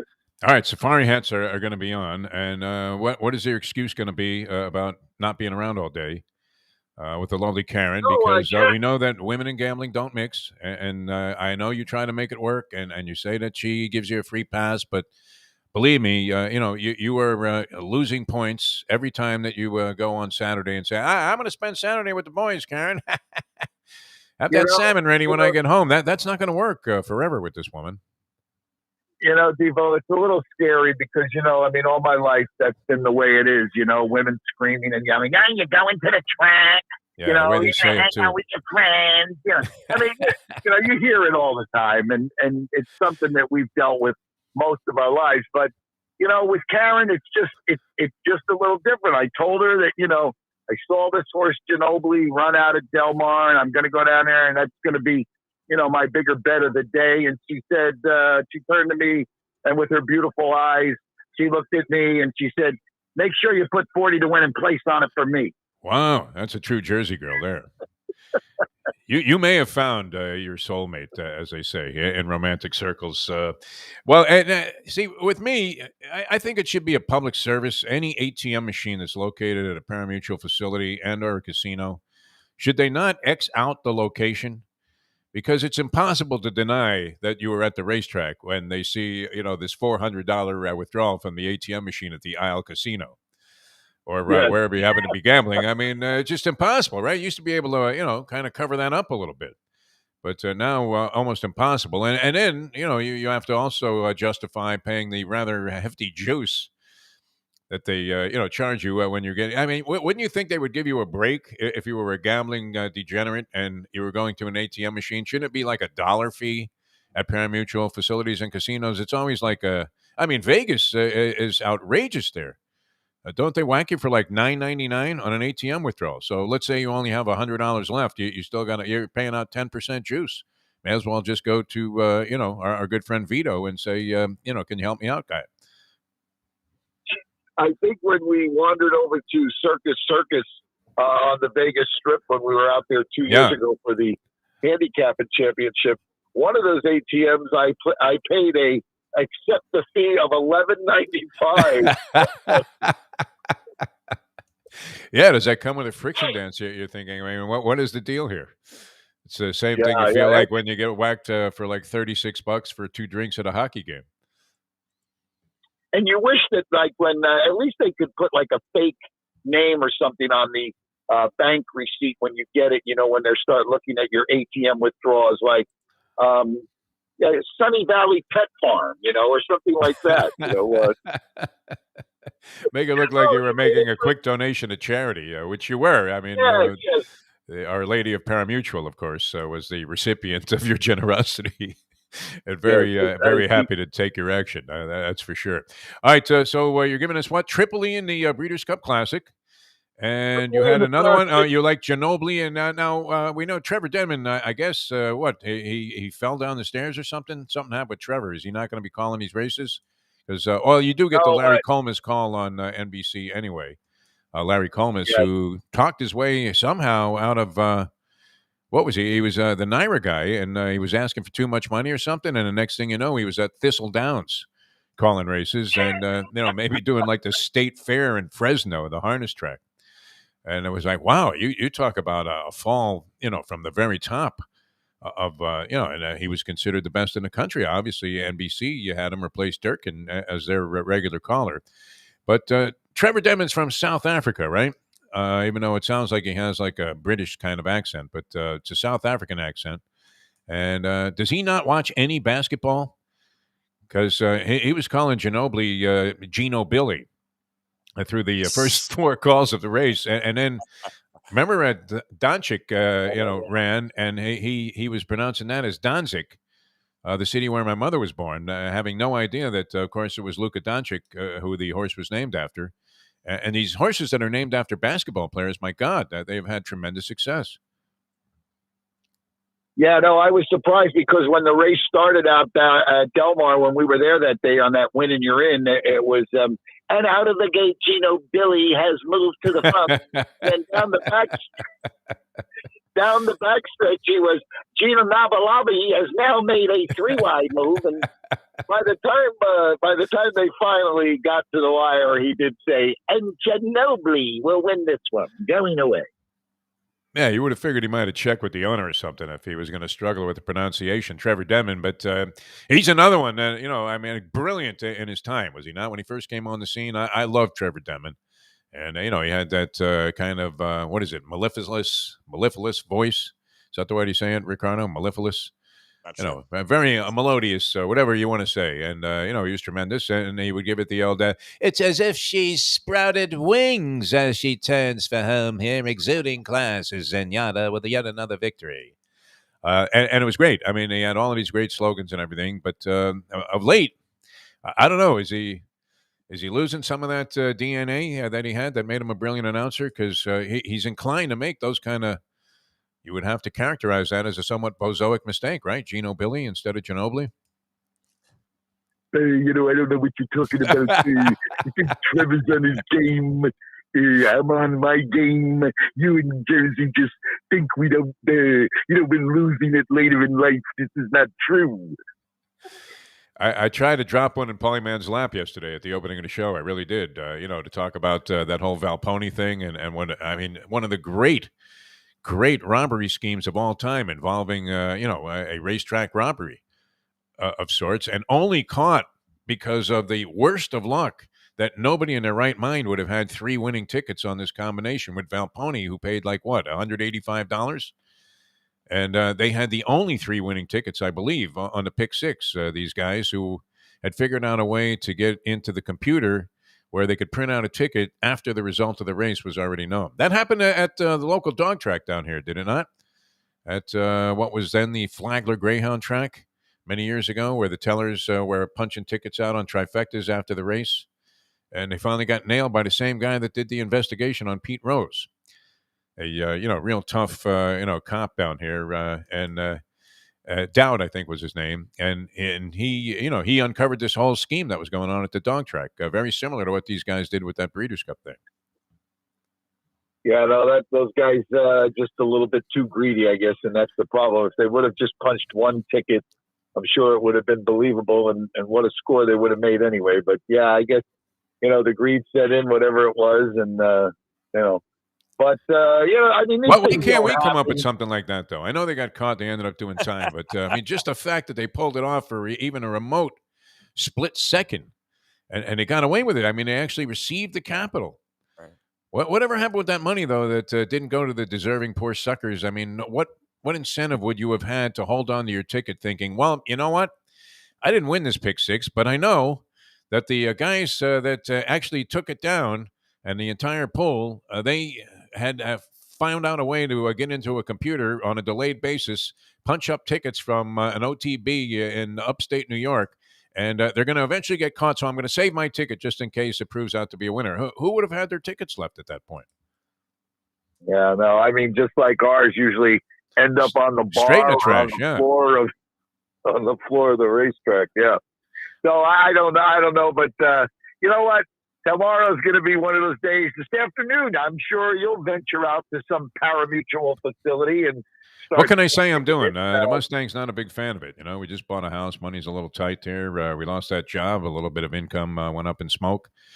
How do I justify this? Because this is going to be late this afternoon, is it not? I mean, we're talking Del Mar.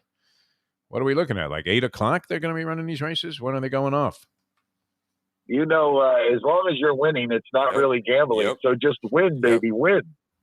Yeah, good luck with that. All right, Jersey, we wish you all the best. Say hello to the lovely Karen for us. Are you still eating salmon every night? I mean, pretty soon. You looked a little pink yesterday on the shot, and Jack was making adjustments to the camera there and the lighting, and he couldn't kind of get that pink glow that you had. And is that really just from eating salmon every night since you met this woman again? You know, I don't want to, just in case she's out there listening, I don't want to say anything bad about her cooking, you know? I mean, no, she cooks great, I'm sure. But she must have this dish down. Salmon, pecan-encrusted salmon, yeah. The pecan-encrusted salmon, a world pistachio encrusted, whatever the hell it is. Yeah, no, just be careful there, all right? She'll say right. you don't like the food, that's it, you know? That's it. Exactly. Well, you do look healthy. You look great on the camera yesterday. Jersey Kyle, always a pleasure, my friend. I know you have real work to do, and we're going to continue here in the toy department on Ion Channel with a little sports activity. We have the Gambling Gourmet coming up. Mike Mayo later on in the 9 o'clock hour. We're going to be with you till 10 today, an extra hour of the program on a Deal Volkswagen Degenerate Friday. And also our handicappers coming up. The professor up next, and then Mark Lawrence from PlaybookSports.com, who was on top in that Westgate tournament at the quarter pole. And I don't know, he said he kind of dipped a little bit after that, but quite a distinction to be in the lead in the biggest handicapping contest anywhere in the world, the Westgate super handicapping contest that they have on professional football. It's a pick 5 every week against the spread, and Lawrence, you know, he was doing it with dogs. Jersey Kyle, will talk to you again next week. And thanks so much for filling in yesterday. That was a great job there on the set. And the CPR that you administered to the Polyman right after his first comment obviously worked because he was able to stick with us for the entire show. Ricardo's at the controls. He's in for Lubie. I'm Jeff Deforrest. It's the Defo Show on Ion Channel. Very happy to have you guys with us and along for the ride. A lot of people picking it up and catching on to what we're doing here. We thank you so much for tuning in. We'll be back with more. The professor on college football and his plays of the week coming up in a moment. Now that. It is time to pick some winners. Destination Sport Miami is here to revolutionize the sports landscape in South Florida. The largest indoor multifaceted sports complex in North America is on the way, with distinguished leaders of its various sports programs and unparalleled access to the finest indoor training fields and facilities. Destination Sport Miami will set South Florida apart as the destination of choice for elite athletic training and development, and for its dedication to youth programs and sports on all levels. A phenomenal concept and a powerful undertaking, Destination Sport Miami will also be an important commodity in the sports business community as well. Destination Sport Miami, its time has come. Hey folks, Tony Segreto here. What if I told you you could go to a great restaurant, feel completely safe because their COVID protocol is unmatched, have an amazing meal, have a great time. When the bill comes, you won't get sticker shock. You're going to say, that's too good to be true. No, it's not, because I'm talking about Texas Roadhouse. Great family atmosphere, great atmosphere for a couple, great atmosphere if you just want to go by yourself and watch a game and have the coldest beer in town. And while you're doing that, have the best bread in town. All at Texas Roadhouse. Everything you get there is fresh every day and made sure it's served at your table, hot and ready to go. And the best part is you don't get sticker shock because the prices are amazing. Texas Roadhouse. Recently, we realized it's not just hurricane season that can hurt us. Any time of year, things can happen to your home or business. And the insurance company can be your friend, but they also can be your enemy. Horizon Public Adjusters, Justina Testa, are here for you to help this process go so much easier. Before you call the insurance company, call Horizon Public Adjusters and Justina Testa at 954-809-8752. Would you go into court without an attorney? So why would you go up against an insurance company without Horizon Public Adjusters and Justina Testa? 7 to 10 times more money recovered with a public adjuster than if you went on your own. If there's no recovery, there's no fee. Give them a call at 954-809-8752. Why go up against insurance companies alone when you can have Horizon Public Adjusters and Justina Testa on your side? Play the ponies in style at Champions, the outstanding simulcasting room at beautiful Hialeah Park. Yes, the grand old lady of thoroughbred racing has never been more vibrant, and you can wager on the races from the top tracks around the country while enjoying a cocktail at the Brass Rail Bar or any of the fine food served throughout the facility. If poker is your game, you're covered in style And you can play all your favorite Vegas-style games, including blackjack, craps, and roulette in Hialeah Park's sizzling hot casino. Get a player's card when you walk through the door for all kinds of generous amenities, including our favorite, free play, when you come out to the ultimate casino and entertainment destination, Hialeah Park. These days, we're all looking for comfort anywhere we can find it. Thank goodness for Landlubbers Raw Bar and Grill in the Plantation location, because they are making sure you are as comfortable as possible. First of all, they're not only open for delivery and pickup. All you have to do is go to landlubbersbarandgrill.com for both pickup and free delivery. Their hours have changed a little bit. Monday through Thursday from 3:30 to 10, and Friday, Saturday, and Sunday from 11:30 to 10. You're going to have the best wings in the world. You're going to have a great burger. You're going to have their amazing soups. Again, Landlubbers, Raw Bar and Grill. It's nice and easy. Just go to landlubbersbarandgrill.com for both your pickup and free delivery. Thank goodness for Landlubbers for making you always feel right at home. Hey, it's Mike Mayo with the Gambling Gourmet here for my friends over at Shenanigans Sports Pub. It's a great place to go to take in a game, a good meal, and a couple of drinks. My friend Patrick, he's been doing it a long time, and he's got 2 locations. West side is right across from TY Park in Hollywood. And then the east side location is at 1300 South Federal Highway in Dania Beach. Shenanigans is the place for wings, burgers, barbecue, fresh fish, anything you want, drink specials, late night dining, outdoor dining. It is the place to go, family friendly. Go to Shenanigans and tell them the Gambling Gourmet sent you. Either way, if they can get the right guy to fall, like, could be a coup. So there's a few guys around that area that actually could be really good if they get the right guy, honestly. It's now time for the Defo Show. Not exactly Mel Kiper. That was Mike Lubitz with his draft analysis one year. I think we were talking about the NBA, but it could have been any league that was drafting players. If you can get the right guy to fall, it could be a coup. If they can get the right guy, then they at least get a guy who's a guy who could do something, and maybe could be that guy. Always great draft conversations. Welcome back to the show. Good to have you guys with us here on Ion Channel. I'm Jeff Deforrest. Ricardo in for Mike Lubitz, the author of that brilliant statement about the NBA draft, I think it was at the time. And the guy they got was Justice Winslow. Fell into their lap. Turned out to be a 6'8" stiff. We welcome to the show, and this guy's been red hot. I don't know how he fared last week because Lubie took off with his tabulations on last week's picks and selections on the college football slate by this gentleman who has been a good friend of the show forever, good friend of mine. The professor joins us here on the program. Professor, how are you this week? I'm a little depressed, Defo. How so? I was really hoping that, the Dolphins could pull off a coup and trade for Henry Ruggs right before the Raiders cut him. Wow. Because that way we could give all our draft picks for Ruggs and Watson and then lose all our draft picks for 2 guys who are going to spend most of the 2020 in prison. Yeah, I'm not sure what reference was more borderline poor taste, that or the Nazis hiding out in Brazil that you usually reference whenever Brady's name comes up. But yeah, I mean, it would not have been surprising if they had made a deal that day, unfortunately for Ruggs. Very sad story there. A woman is dead. And, you have people in the NFL saying, hey, take it easy on this guy. Everybody's entitled to make a mistake. But an horrific accident occurred. A guy was driving like 150 miles an hour, apparently, while wildly and blindly drunk on the streets of Las Vegas.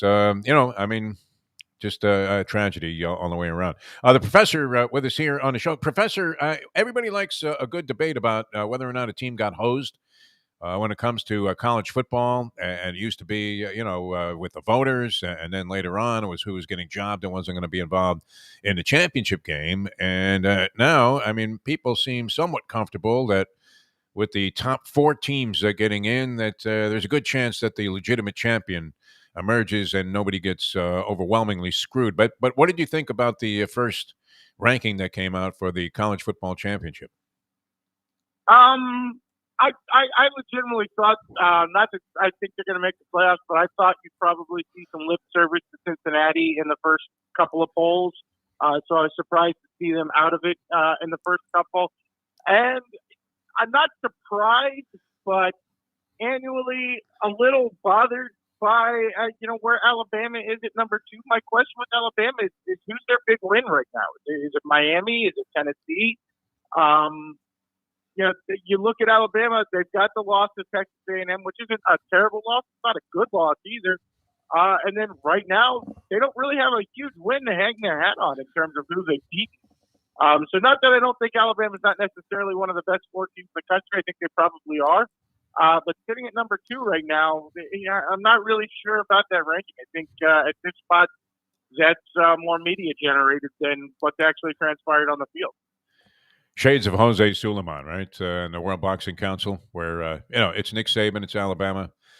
You knew they were going to be in the equation, and why not just entrench them right there? I mean, you couldn't possibly, if they could have found a way to justify them being number 1, diminishing what Georgia has done so far and limiting other teams to like 0.0 Blutarski points every game. If they could have found a way to justify that, I think they would have made Alabama number 1. Well, yeah, I don't know if they're going to jump them over another SEC team, but yeah, having them at number 2 right now seems like a little bit of a shaky proposition. I was also surprised, although nobody's really impressed with them necessarily, to see Oklahoma at unbeaten and the rankings low as they are. So we'll see how it plays out over the next few weeks. I thought the initial rankings were a little bit shaky, to say the least.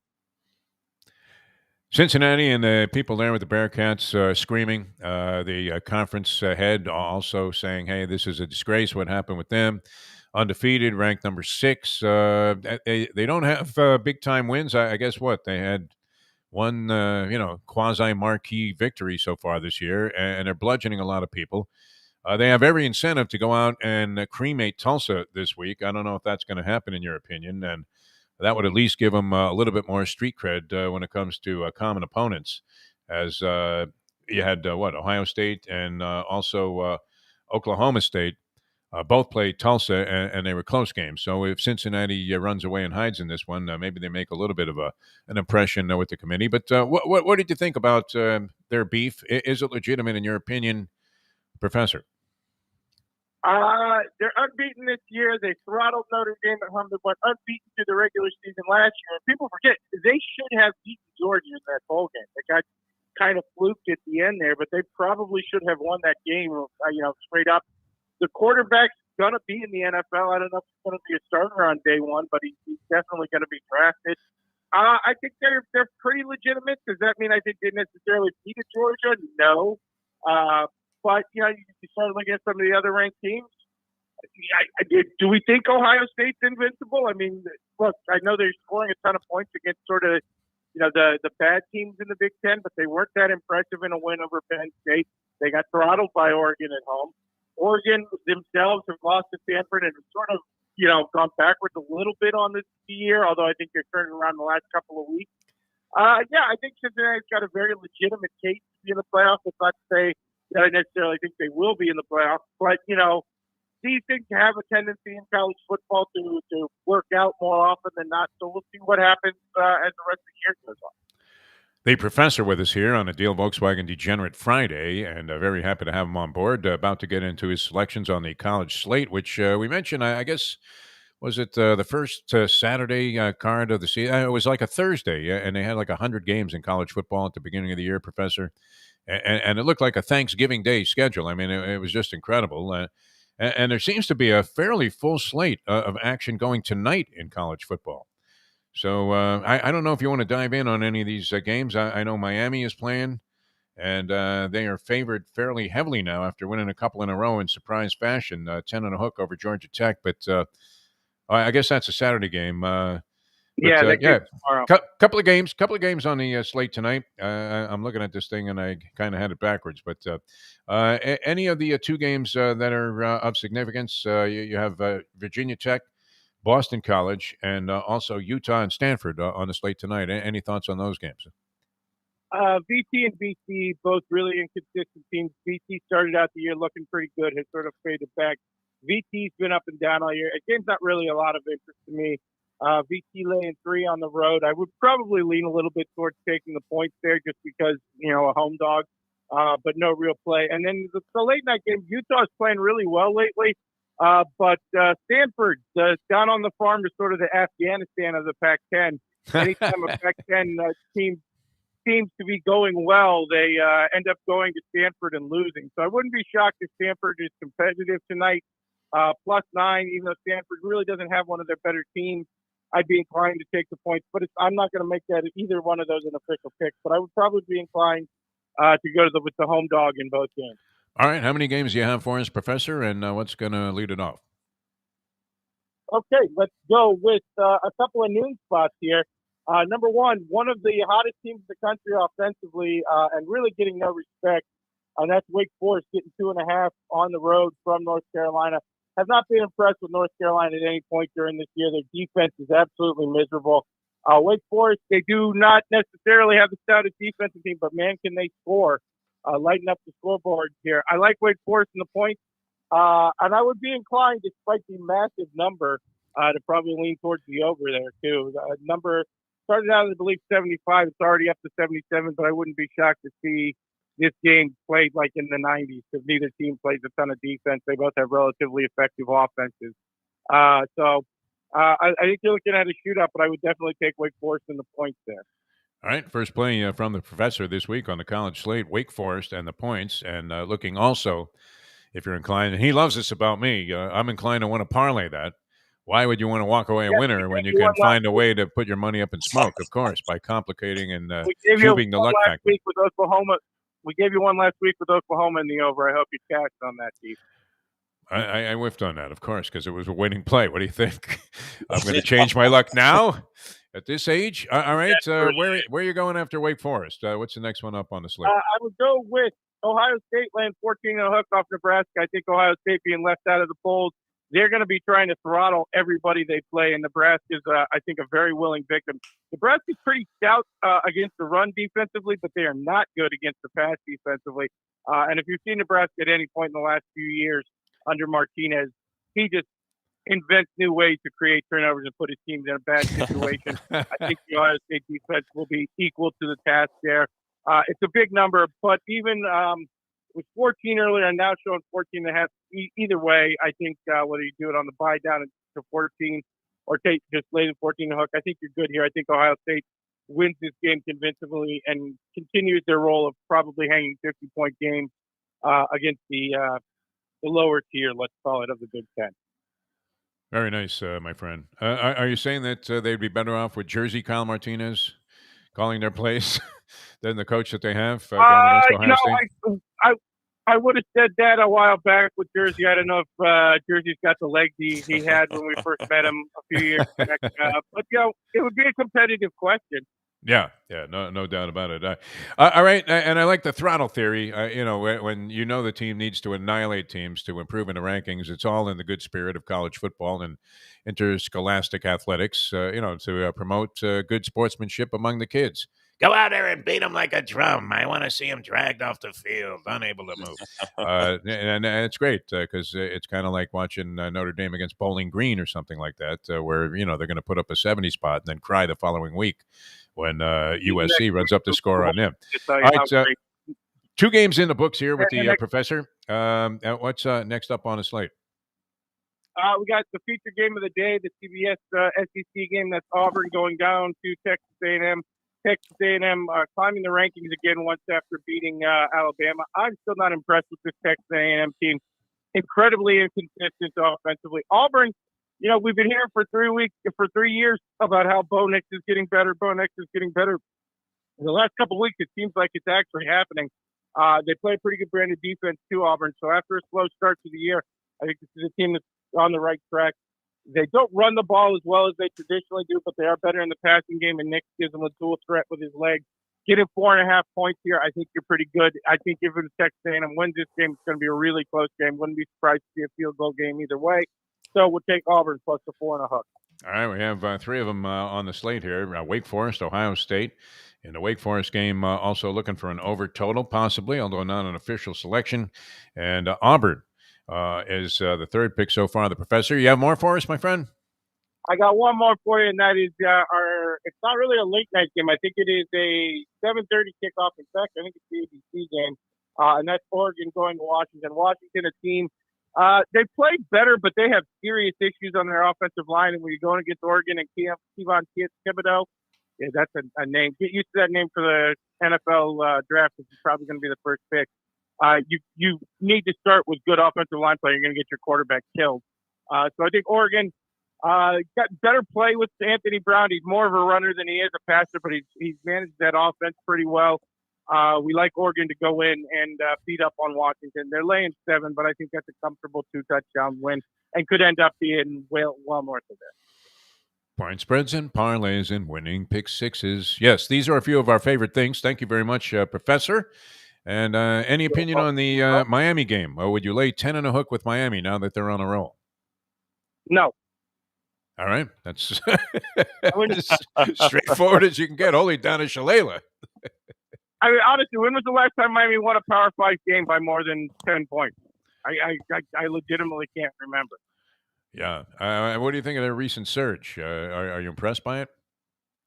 I'm actually very impressed by Van Dyke. I think he's got a future as a quarterback, a big-armed kid, and he's got a lot of confidence throwing the ball down the field. Obviously, he's got a nice connection with Rambo.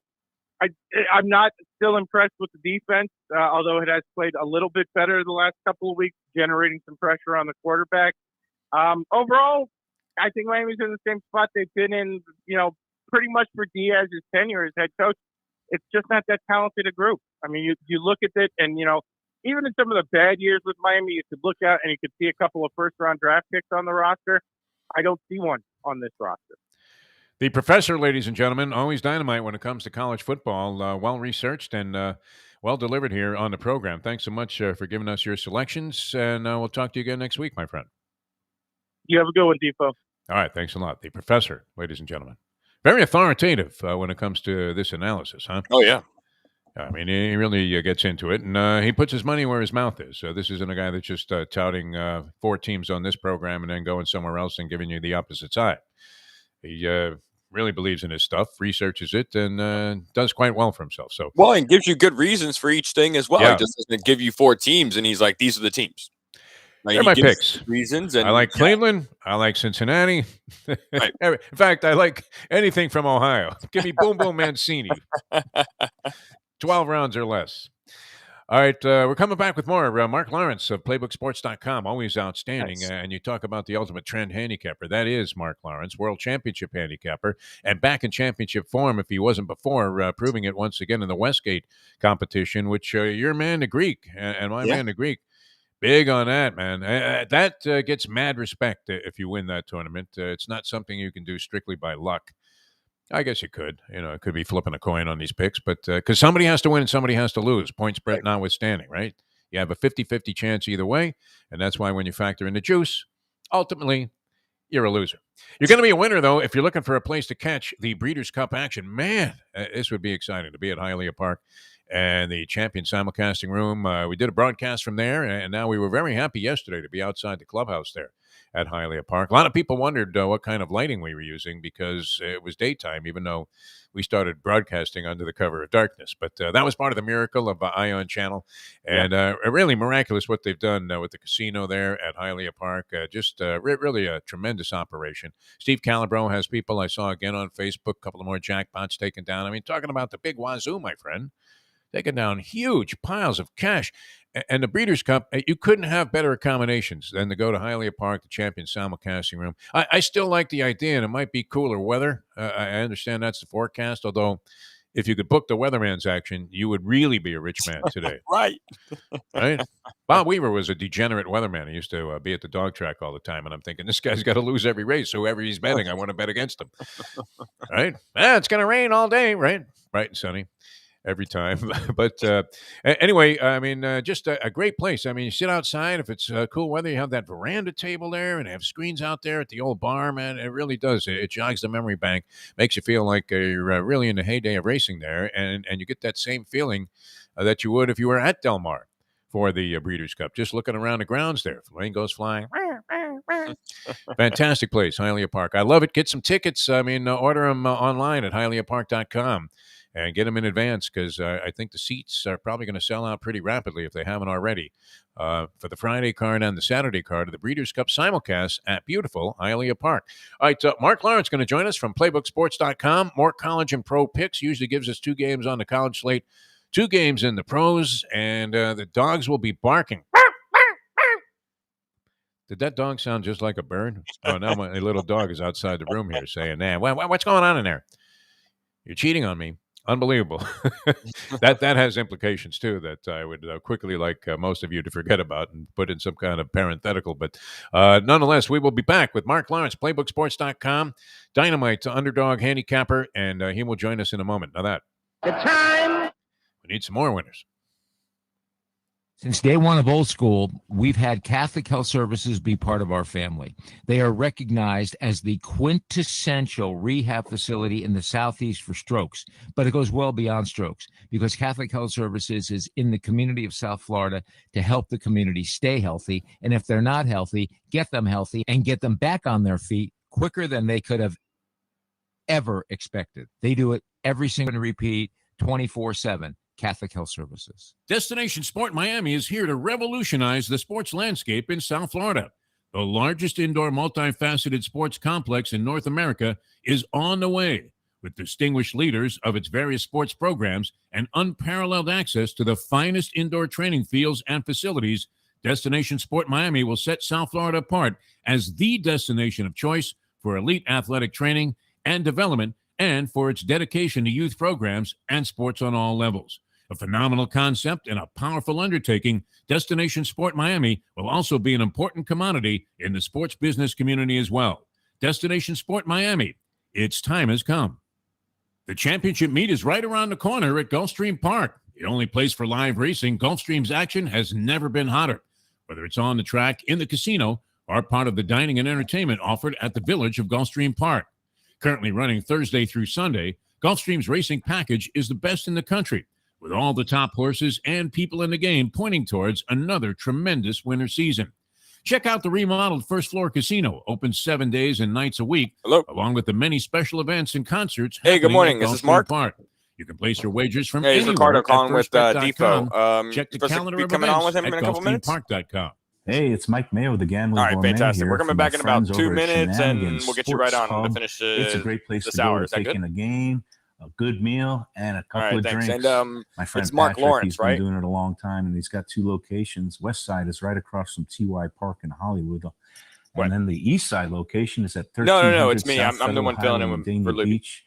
Shenanigans is the place for wings, burgers, Yeah, I'm on here with barbecue, fresh fish, anything all right. you I got want, you on hold, drink buddy. One second. specials, late night dining, outdoor dining. It is the place to go, family friendly. Go to Shenanigans and tell them the Gambling Gourmet sent you. Buy or lease a Taos and take it to the house at Deal Volkswagen. Anna and her team make your next VW purchase or lease so easy with new inventory rolling in daily and the biggest selection of certified pre-owned vehicles in the business. You can make your deal online at dealvolkswagen.com or visit the beautiful showroom in the classic location, 3601 Bird Road, right in the heart of the Gables. Or give Anna and the team at Deal a call at 305-448-DEEL. Jettas, Passats, Tiguans, Atlas models, and the hottest vehicle in the industry, the new Taos, all at unbeatable prices and all ready to roll off the showroom floor at the #1 Volkswagen dealership around, Deal Volkswagen. Ric Flair, the world's heavyweight champion. I don't have to say a lot more about the way I feel about Ric Flair. No respect, no honor. There is no honor among thieves. He put hard times on Dusty Rhodes and his family. That is. The only way to get your morning started is with Defo, joined by Lubie, right here on the Defo Show. Welcome back to the show. Once again, everybody. Jeff Deforrest, and we have Ricardo in. The great Ricardo Wanche is in for Mike Lubitz. You might notice a significant decibel level differential in terms of the voice and the delivery. We're happy to be with you. Mark Lawrence about to join us here from PlaybookSports.com. More college and pro picks on a Deal Volkswagen Degenerate Friday, brought to you by Destination Sport Miami, and of course the good people at Gulfstream Park. Hialeah Park going to be a great place to punch away also on the Breeders' Cup. A couple of sporting items. The Heat losers last night, 95-78. They lost in Beantown to the Boston Celtics. Kyle Lowry was hurt in that ball game. Got taken down. Looked like bowling pins under the basket as you had him go down. Duncan Robinson had fallen to the floor and took him out in a submarine-type tackle. So hopefully he'll be okay. A big part. We'd like to see him be a big part of the Heat's configuration this year. Lakers blowing a huge lead for the second time in recent memory and losing to Oklahoma City, who has 2 wins this year, both oddly and ironically over the Los Angeles Lakers. And people are blaming the basketball. Mark Lawrence joins us here from PlaybookSports.com. What do you think? Is it the ball? You know how it was at the park. A guy would switch balls. The guy that had the game ball you were playing with had to go home. His wife's calling him, "Hey, you coming home for dinner? You're going to play ball with your friends all night." And so he took the good basketball, and then you had to, maybe take out like a Spalding that had no tread on it whatsoever.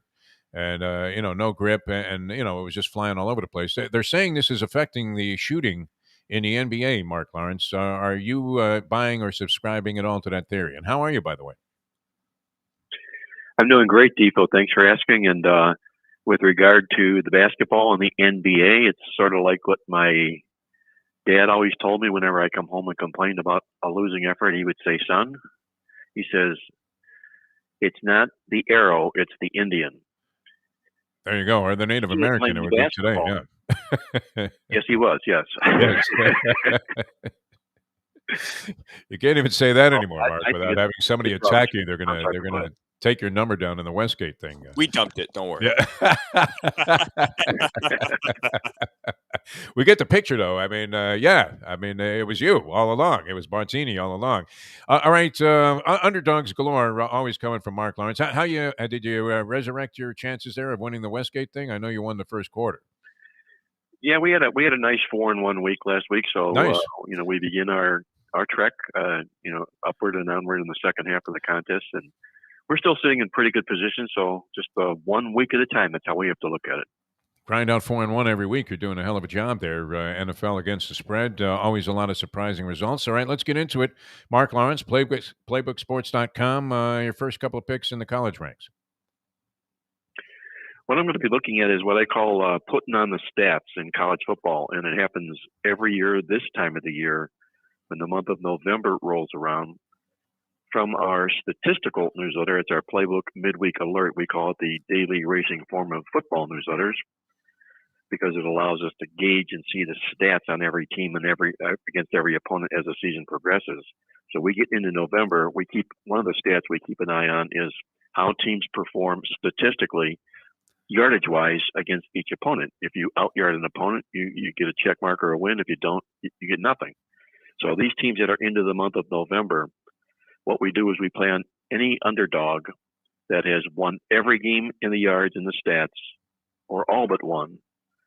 We play against any team that has lost all the games in the stats or all but one when they're favored. We call that putting on the stats. This is a real nice guide throughout the month of November. And we've got 2 plays on tap for the college football card this Saturday. First play is going to be Southern Cal taking 8.5 points against Arizona State. Southern Cal football team that's outgained 7 of their 8 opponents this year. They've dominated this series. They've won 17 of the last 21 football games they've played. And as far as Arizona State is concerned, they were on that list until they blew a cotter pin. They've played sloppy their last couple of football games, lose the games, lose the stats. They look like they're a driverless vehicle right now. I'm going to play Southern Cal plus the 8.5 against Arizona State for the first play. Putting on the stats. I always love this, too. And this has been a common thread for you, Mark Lawrence, throughout your handicapping, at least as far as I can recall in recent years, this out-yarded statistic. And I know you've used that as a big indicator in formulating your plays. All right, so who's the other one that falls into the category this week?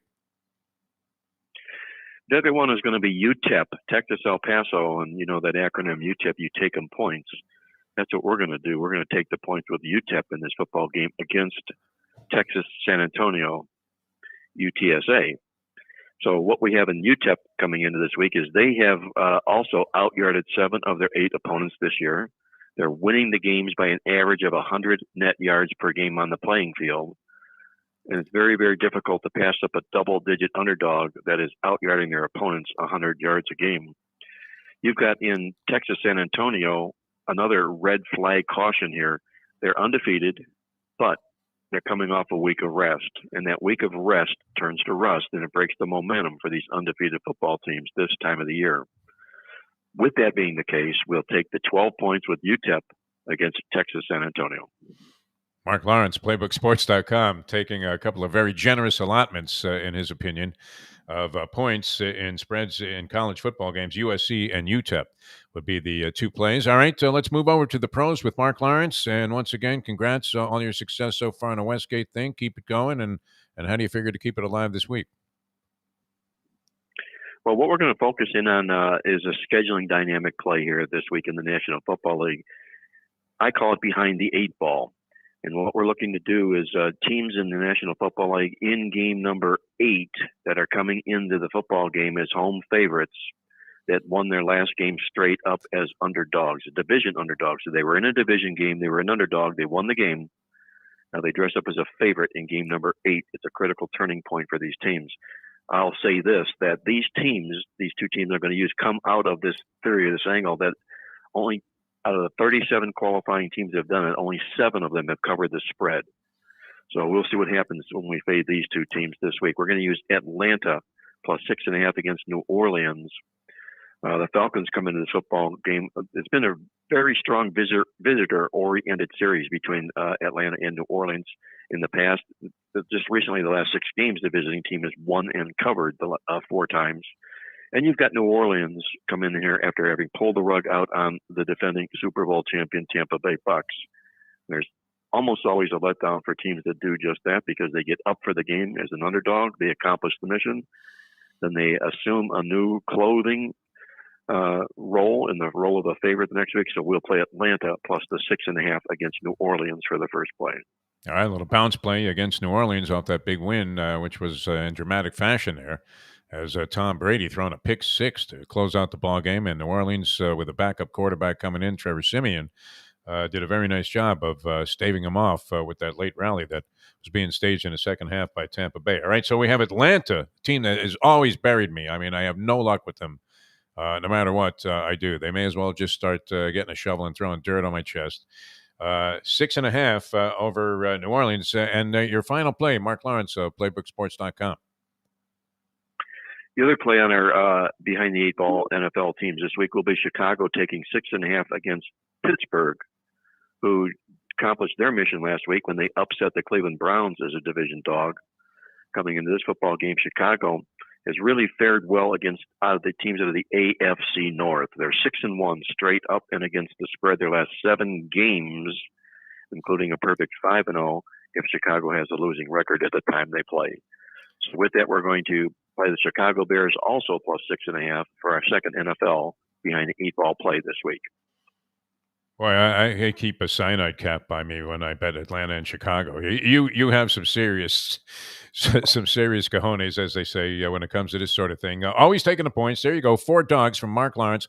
How can people get more of your information, including the totals sheet, which is a phenomenon when playing both college and pro football? Let me say one quick thing here, Defo. If Mush is listening to the show, I'm going to ask him not to play Atlanta and Chicago this week. Okay? I would mush you if I played them because I have no luck with either of those teams. Chicago looks awful to me, and I'd be willing to lay like 30 points against them. Sometimes they say if the shoe fits, I guess, right? Yeah.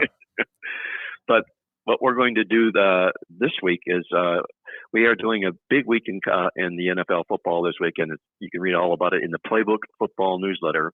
It's available online at playbooksports.com, where we also publish that totals tip sheet, as you mentioned, the only over-under totals tip sheet, and the midweek alert, our statistical newsletter, which we referenced earlier about the putting on the stats play. So it's all available online, the 3 newsletters at playbooksports.com.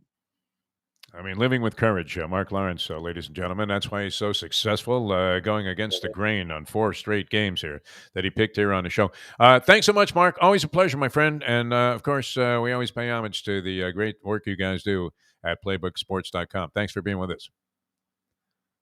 Well, Defo, Ricardo, you guys be well, take care, stay safe, and we'll hook up with you next week. Bye-bye. All right. Sounds good. So he used a couple of theories there, Ricardo. The behind the 8 ball theory. 8th game of the season, and then the putting on the stats. You looked like you were impressed with that, very much so. I don't know if you had heard that. And it's always great to have a guy that has both the professor and Mark Lawrence, the reason we love him, on a Deal Volkswagen Degenerate Friday, is they come with some logic. And even if you ended up with a loser, you like the way that they thought things out. It's kind of enlightening to hear the way that certain gamblers, and these are guys that are backing up their plays with their own capital, and have had success, a track record of success. And they have some wisdom there that even if it loses this particular play, look, he was talking about a play there that's 7-30. You're up 23 units if you've gone with this play that he had based on the behind the 8 ball theory. 8 ball, you might be snorting an 8 ball if you happen to lose all 4 games, though. But at least you're doing it with dogs, which is justifiable. People give you a pat on the back. Oh, yeah, well, at least you took the dogs. All right, this guy never takes the chalk, but he is chalk money when it comes to handicapping restaurants. And we combine a little sports and food coming up with the Gambling Gourmet. Mike Mayo is going to join us in the next hour of the program as we extend things on the Deal Volkswagen Degenerate Friday until 10 o'clock. On this morning. So good to have you with us here. Soggy South Florida. I haven't had a look outside recently, Ricardo, but rain was a falling, man. It was wiping out virtually everything this morning. So be careful out there. Wicked rain on my way home from Tropical Acres last night. And people cannot drive here. Right. They cannot drive here, period. We know that. I mean, that's probably said in every city. I don't know. Are there good drivers in any city? No. But here we have exceptions. Where, this is beyond extraordinary, even criminal circumstances that some of these people are behind the wheel. All right, we're coming back with more in a moment here on Ion Channel. Great to be with you. The Defo Show, Jeff Deforrest and Ricardo in for Mike Lubitz. Mike Mayo, the Gambling Gourmet, had a terrific meal. Tropical Acres with the Gambling Gourmet. We'll discuss that and many things next, including, I would imagine, he has some Breeders' Cup steam in a moment. Now that. The time. It's 9:04. It's the Gambling Gourmet for Cafe Seville in Fort Lauderdale. It's one of my favorite places.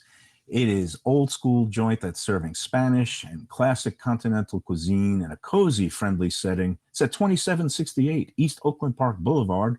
They're open every day except Sunday for dinner, starting at 5 p.m. You go in there, you see Joey and his better half, Sally. They are giving the greatest in service. And the food, oh my gosh, it's paella, shrimp with garlic sauce, stuffed veal chop. They serve this great, fantastic, warm sourdough bread. Go to Cafe Seville in Fort Lauderdale and tell them that the Gambling Gourmet sent you. Hey, folks, Tony Segreto here. What if I told you you could go to a great restaurant, feel completely safe because their COVID protocol is unmatched, have an amazing meal, have a great time. When the bill comes, you won't get sticker shock. You're going to say, that's too good to be true. No, it's not. Because I'm talking about Texas Roadhouse. Great family atmosphere, great atmosphere for a couple, great atmosphere if you just want to go by yourself and watch a game and have the coldest beer in town. And while you're doing that, have the best bread in town. All at Texas Roadhouse. Everything you get there is fresh every day and made sure it's served at your table, hot and ready to go. And the best part is you don't get sticker shock because the prices are amazing. Texas Roadhouse. Destination Sport Miami is here to revolutionize the sports landscape in South Florida. The largest indoor multifaceted sports complex in North America is on the way, with distinguished leaders of its various sports programs and unparalleled access to the finest indoor training fields and facilities. Destination Sport Miami will set South Florida apart as the destination of choice for elite athletic training and development and for its dedication to youth programs and sports on all levels. A phenomenal concept and a powerful undertaking, Destination Sport Miami will also be an important commodity in the sports business community as well. Destination Sport Miami, its time has come. Since day one of Old School, we've had Catholic Health Services be part of our family. They are recognized as the quintessential rehab facility in the Southeast for strokes, but it goes well beyond strokes because Catholic Health Services is in the community of South Florida to help the community stay healthy. And if they're not healthy, get them healthy and get them back on their feet quicker than they could have ever expected. They do it every single day. It's step and repeat 24/7. Catholic Health Services. Buy or lease a house and take it to the house at Deal Volkswagen. Anna and her team make your next VW purchase or lease so easy with new inventory rolling in daily and the biggest selection of certified pre-owned vehicles in the business. You can make your deal online at dealvolkswagen.com or visit the beautiful showroom in the classic location, 3601 Bird Road, right in the heart of the Gables. Or give Anna and the team at Deal a call at 305-448-DEEL. Jettas, Passats, Tiguans, Atlas models, and the hottest vehicle in the industry, the new Taos, all at unbeatable prices and all ready to roll off the showroom floor at the #1 Volkswagen dealership around, Deal Volkswagen. To be or not to be, that is the question. Whether 'tis nobler in the mind to suffer the slings and arrows of outrageous fortune, or to take arms against a sea of troubles, and by opposing end them, to die to sleep, no more. And by asleep, to say we end the heartache and 1,000 natural shocks. What could that have been about except Gambling. to hedge or not to hedge? The modern day odd couple, Defo and Lubie, are on now. It is, of course, the Defo Show.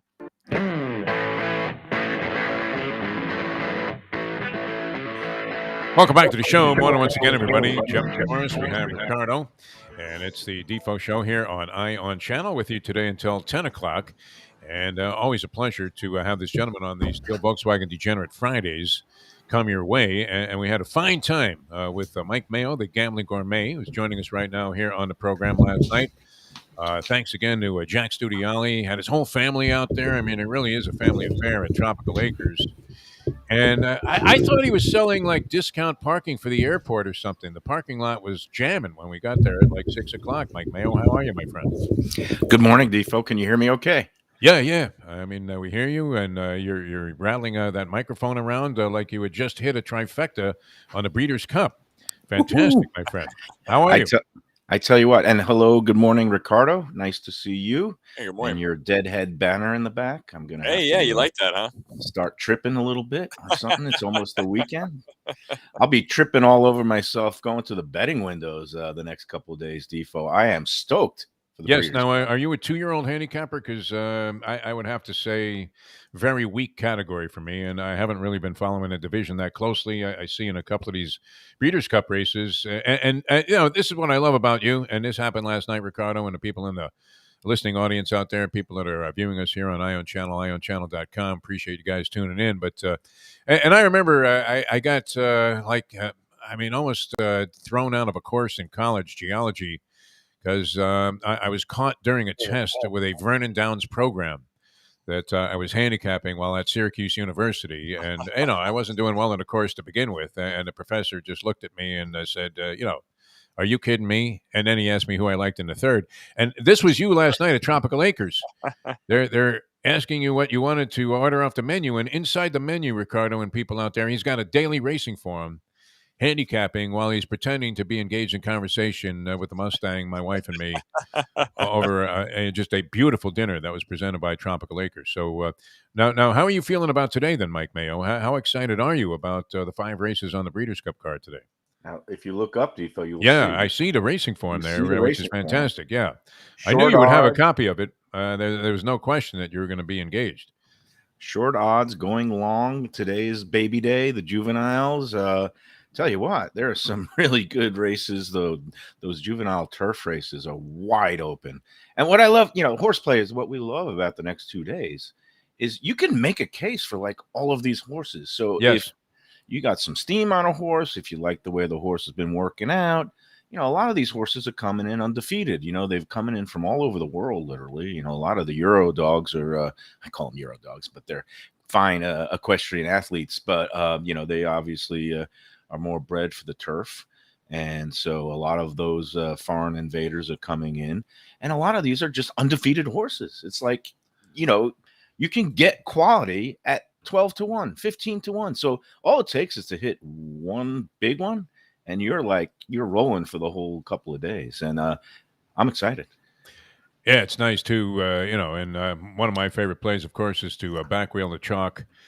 And that has been profitable at times because you'll catch a horse that is, world class, obviously in every way, and you'll get it at like 30-1 with Frankie Dettori in the irons or something, and so you can make a score. And if you can uncover one or two trends in a race, really wide open. I mean, the greatest betting of all, and we are on a Degenerate Friday here. We just got our plays from the professor and people that are inclined to bet sports, now legal in the state of Florida, although nobody understands how or why this is operating. Do you have any idea? I mean, you covered city government. I mean, you've covered sports. You were the food critic there at the Sun Sentinel. You're very versatile.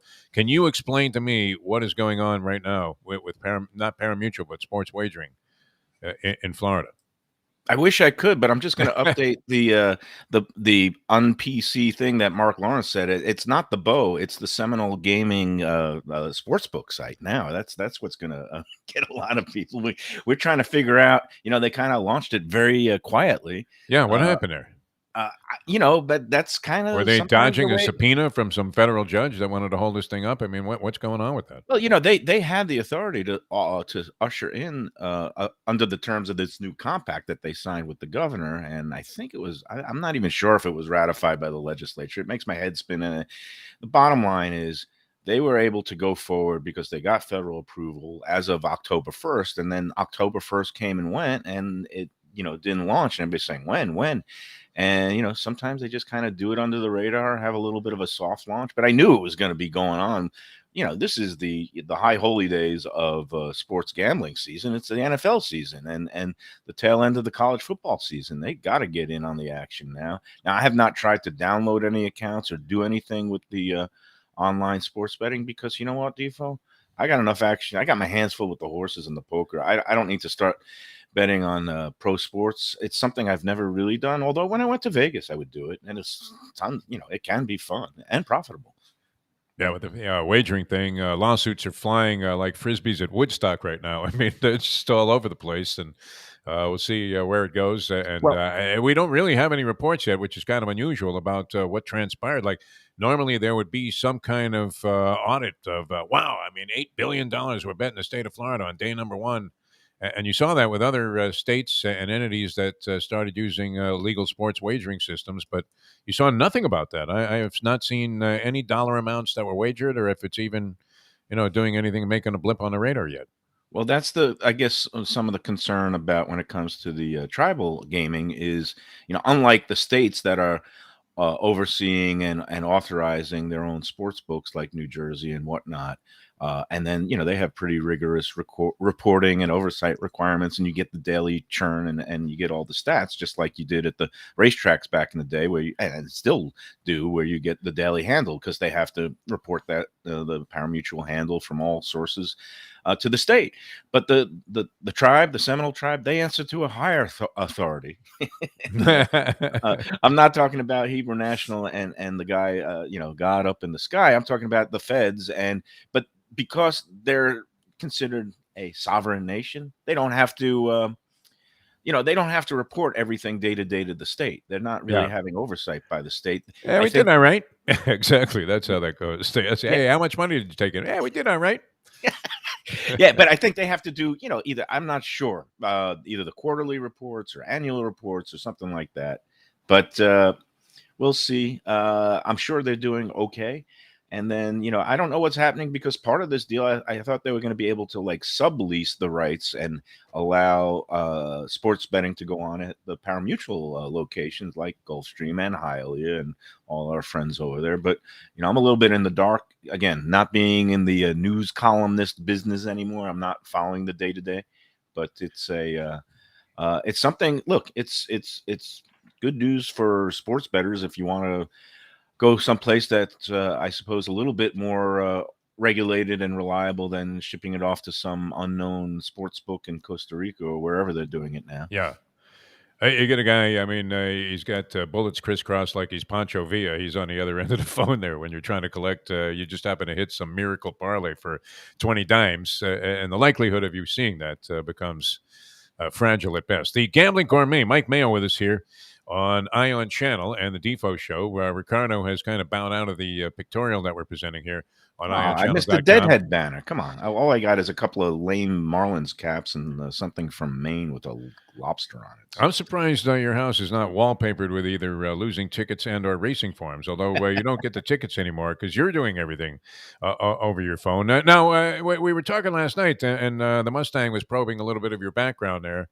And you went to Tufts University, of course, because I keep telling her this might be the smartest guy I know, is Mike Mayo. And, smart enough to get out of, doing real news and into being the food critic and then parlaying that into just monumental success with the Sun Sentinel and the Let's Eat South Florida page, which everybody raves about. Now 63,000 strong. I signed up for it. I've said this before, like a couple of years ago, it was 6,000. So growing exponentially, just a fine job by you, Mike Mayo. But when you were at Tufts, I mean, were you not inclined to spend many hours of class time at various racetracks? I mean, were you hanging out at Suffolk Downs when you were supposed to be in Political Science 201? Well, we called it Suffer Downs back in Suffer the day. Downs, yeah. And then there was, of course, Wonderland Dog Track, which wasn't Yes. so wonderful, but It and was then right at back the in end of the line too, on whatever that elevated train is that they have in Beantown. Did they yeah, have that a was the train Green going out Line. there then? Yeah. That was the Green Line.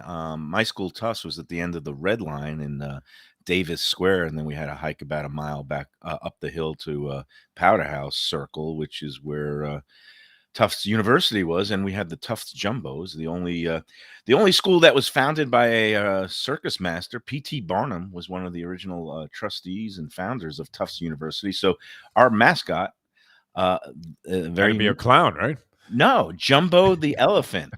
So we are the Tufts Jumbos, which Jumbo was the big attraction elephant that would sell a lot of tickets when the the circus would go around. And then, believe it or not, Jumbo, after he met his unfortunate demise, was stuffed, and his stuffed carcass, a taxidermist stuffed Jumbo, and it sat in the middle of one of the administration hall buildings at Tufts, and and then Jumbo met another unfortunate demise. He burnt to the ground. The building burnt, and so wow, his carcass. took Jumbo with him. Huh? Everything you wanted to know about the Tufts Jumbos, and in my mind, it's like the well, at least it second wasn't like the fat lady that they made the mascot, or I always loved the gut on the guy that got hit with the cannonball at any circus. I mean, how you developed a stomach like that? I mean, holy Jack LaLanne, just incredible. But it was always protruding a little bit. So you thought, if anything, this cannonball was going to cause this guy tremendous pain and agony if it actually struck him head on, like they implied. Yeah, now, but your school had a pretty silly mascot, the Orange Man. Stupid Orange. Yeah, I just thought it was a guy who escaped from, for some reason, or got banished from the Orange Bowl after the Orange Bowl was over, and then they sent him to Siberia up in the winters there in Syracuse. Yeah, I mean, what oranges were growing in Syracuse? I mean, the only thing that was hanging from any tree was a snowball. I'm telling you, or an icicle. It was absolutely the coldest freaking place that I've ever been in my life, outside of Minot, North Dakota. Never made any sense to me. Well, do you guys know where it came from? The Orangemen? It's the English Civil War, I'm pretty sure. Oh, Listen to this historian over here, man. I went to the school. I had no idea that was the case. Pretty All right, sure good that's job. what it is. Yeah. Look at that, Ricardo hitting us with the history stick. Yeah, I was listening to the Dead back then, also. Yeah, it was a discovery back then. But Defo, you Yes. know the best mascot in the land is. I'll give you. What's your favorite? Because I have my favorite. I always liked a little bit of Mr. Met in my daily diet of mascots. Oh yeah, but it wasn't the greatest mascot. But some of the fans there, my favorite guy associated with like kind of a mascot capacity was Dr. Principata. At the Met games, he was the guy with the net to catch the foul balls. He sat behind home plate, and of course, Sign Man. They weren't really mascots, but they were the guys that I thought were emblematic of what the team was all about. So And they were great. my favorite college mascot has to be the University of California Santa Cruz Banana Slugs. Every time I passed through Northern California, and I took my daughter on a big California coastal trip, and we stopped at a lot of schools. And when she saw that banana slug sweatshirt, she just we had to get like 3 of them. So I love that.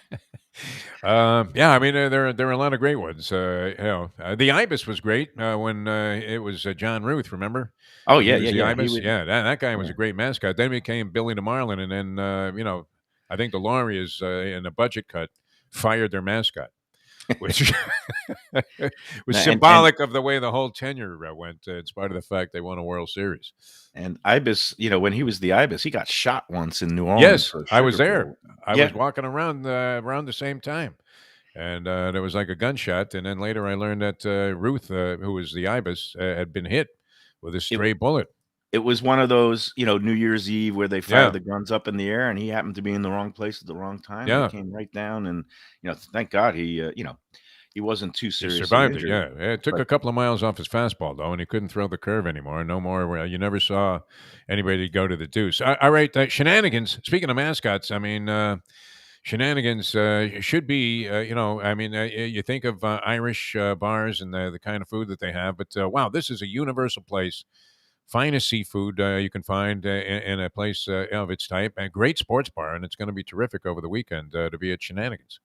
Yeah, because they're going to have all the football games on and all the other college, basketball games, NBA, all the stuff. And I'm sure one or two TVs will be tuned to the Breeders' Cup, which, with it being at Del Mar on the West Coast, it's going to be on in prime time. So that'll be fun. And Pat, I just was texting with him. He's looking forward to the big races. We might head over to. Does he like anything? That's the question. Does he like anything? Didn't get to that point yet with him, but shenanigans, it's a sure thing for great food and great drink and friendly atmosphere. They have two locations. The original one is across from TY Park in Hollywood on Sheridan Street. And then the second location that's in my neighborhood, that's at 1300 South Federal Highway in Dania Beach. Both places to go for wings, burgers, ribs. Oh, and the fresh fish. Patrick says friends don't let friends eat frozen fish. He gets the finest quality seafood in there every day. Mahi sandwiches, mahi tacos. Love the place. And you can't beat it. You got the outdoor dining for those who want to be outdoors, and you could smoke in the outdoor areas for those who like to smoke. And also late night dining, daily drink specials, cold beer on draft. It is the place to go. I love shenanigans. Tell them that Mayo and Defo and Ricardo sent you. Ricardo made a note when you said there are places to smoke. So come back in there and enjoy that fresh fish with a little flavor enhancement. All right, we're coming back with more with the Gambling Gourmet. Many things to cover here. We'll get some of his Breeders' Cup selections. I know a lot of people are asking about, hey, who do you like? Who do you like? Which I don't have any strong opinions on the Breeders' Cup. I haven't even really surveyed the field, although I do want to hear. It's too bad he's not going to be calling these races. We wanted to hear the various pronunciations of Ginobili by Trevor Denman, who referred to the horse as Gino Billy. And we were thinking, oh, geez, I never heard this horse get a call that we had bet. And sure enough, he was in front the entire time. Yeah, well, under a different name, under a pseudonym, also known as Ginobili.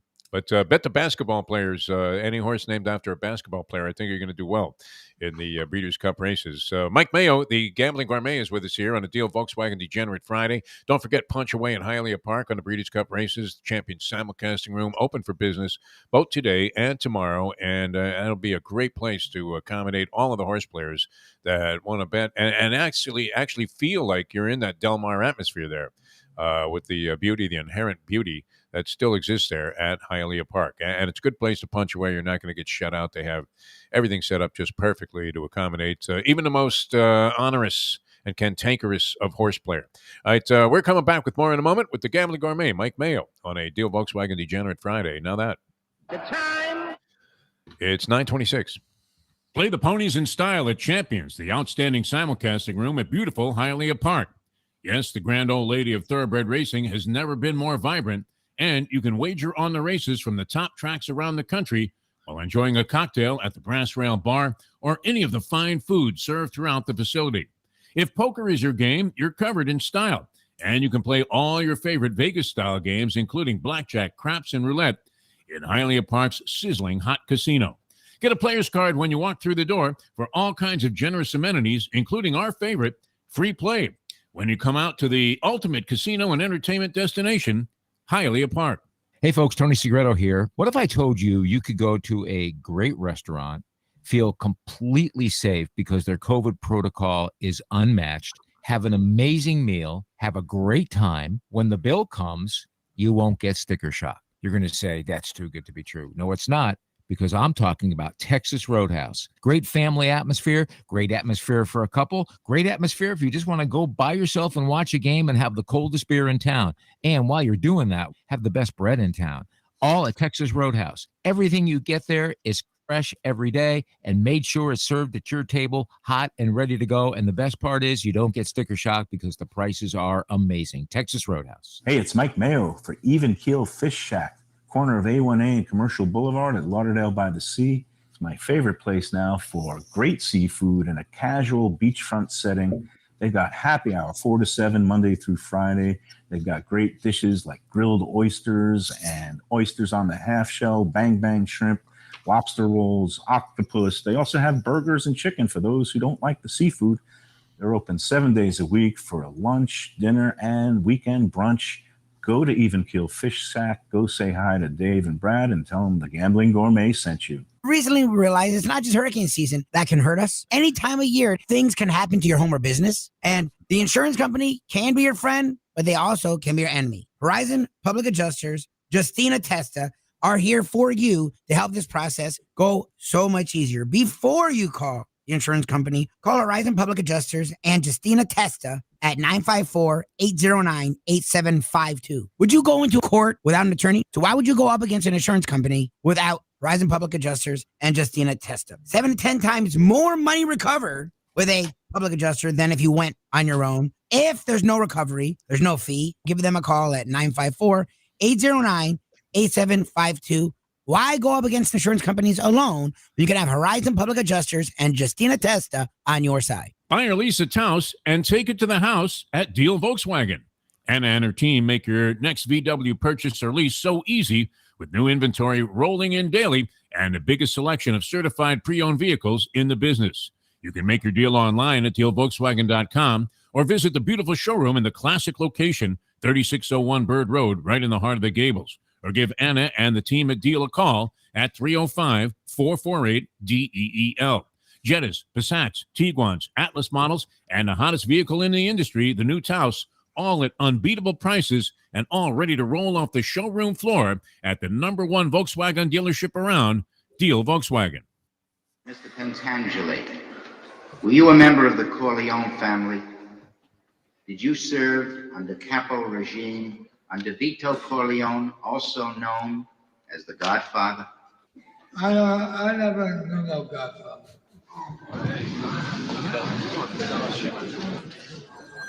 Mr. Pentangeli, you are contradicting a sworn statement you previously made to me and signed.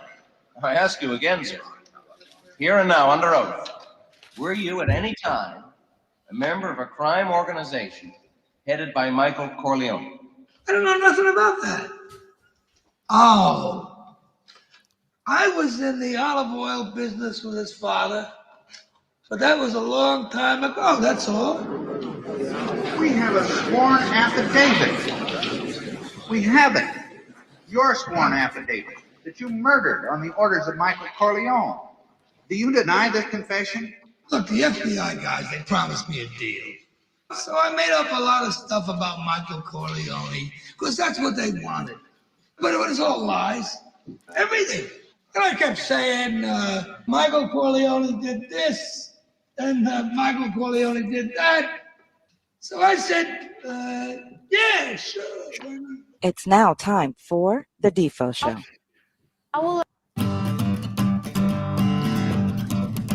Fantastic job of recording the commotion there after Pentangeli denounced his previous sworn testimony in court. The Coppola buzz that he caught there was fantastic as the mumbling started and everybody was in a state of shock. Welcome back to the show. Speaking of states of shock, the Gambling Gourmet, Mike Mayo with us here on our Deal Volkswagen Degenerate Friday on Ion Channel. I'm Jeff Deforrest, Ricardo in for Mike Lubitz, and happy to have you along for the ride. A very interesting development here.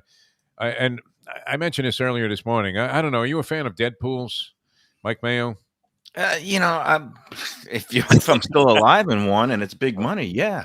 But well, I now fall into the category of where I could be eligible to have my name in there if I was. That Deadpool. I thought you were talking about like one of those suicide NFL pools. You got to pick one different team. No, I like those things. I mean, if you get into it at the beginning of the season, everybody got hosed when they took Cincinnati, thinking that they had a walkover over the Jets. I would imagine that eliminated most of the people that were still left, if there was anybody alive after 7 weeks. I mean, those things can end abruptly in the NFL. Yeah, but when it comes to Deadpools, no, yeah, your value is diminishing, Defo. You're only worth, I don't know about the rules where you come from, but for me, it's like you always subtract the age from minus 100. So you're only worth 30 points, right? So at this point, I don't know. I got a couple of guys in their 70s, though, in this month's draw. So I mentioned Colin Powell had checked out, and that took down the pool last month. So we had to redraw names. And last month I had Louis Aparicio, the shortstop, the old Go-Go Sox shortstop. He was great. I think he might have also been with the Orioles for a while, but a great base stealer in the 50s and early 60s, the great Louis Aparicio. And he was 86, but apparently in very good health. I mean, whatever he's doing down there, he's eating a lot of Latin food, I guess. down there in South America somewhere, and it's keeping him alive, man. I mean, whatever it is that he's having, he's great. And Betty White, who will never die. I mean, there's no chance. Yeah, but that's diminishing returns. There's no point value in that. Not that I wish anybody's demise, and it's a horrible thing, but I've had John Daly going. But if somebody's going to check out and you can cash on it, I mean, why would they care? Wouldn't they be happy? I mean, they're not here anymore. What do they have to worry about? But I had John Daly, the golfer, for like 30 years running. Oh, wow. That guy's durable. You know what? Yes. And, he's a Keith Richards of sports. Right. John Daly. Yeah, Keith Richards not going anywhere. And anybody who just played the Rolling Stones pool, I mean, Charlie Watts, that was the biggest upset of all time. Keith Richards, you would think. Yeah. You had to figure Richards was going to roll a 7 long before Charlie Watts did. Yeah. I mean, the guy had literally an oil change at an old age also.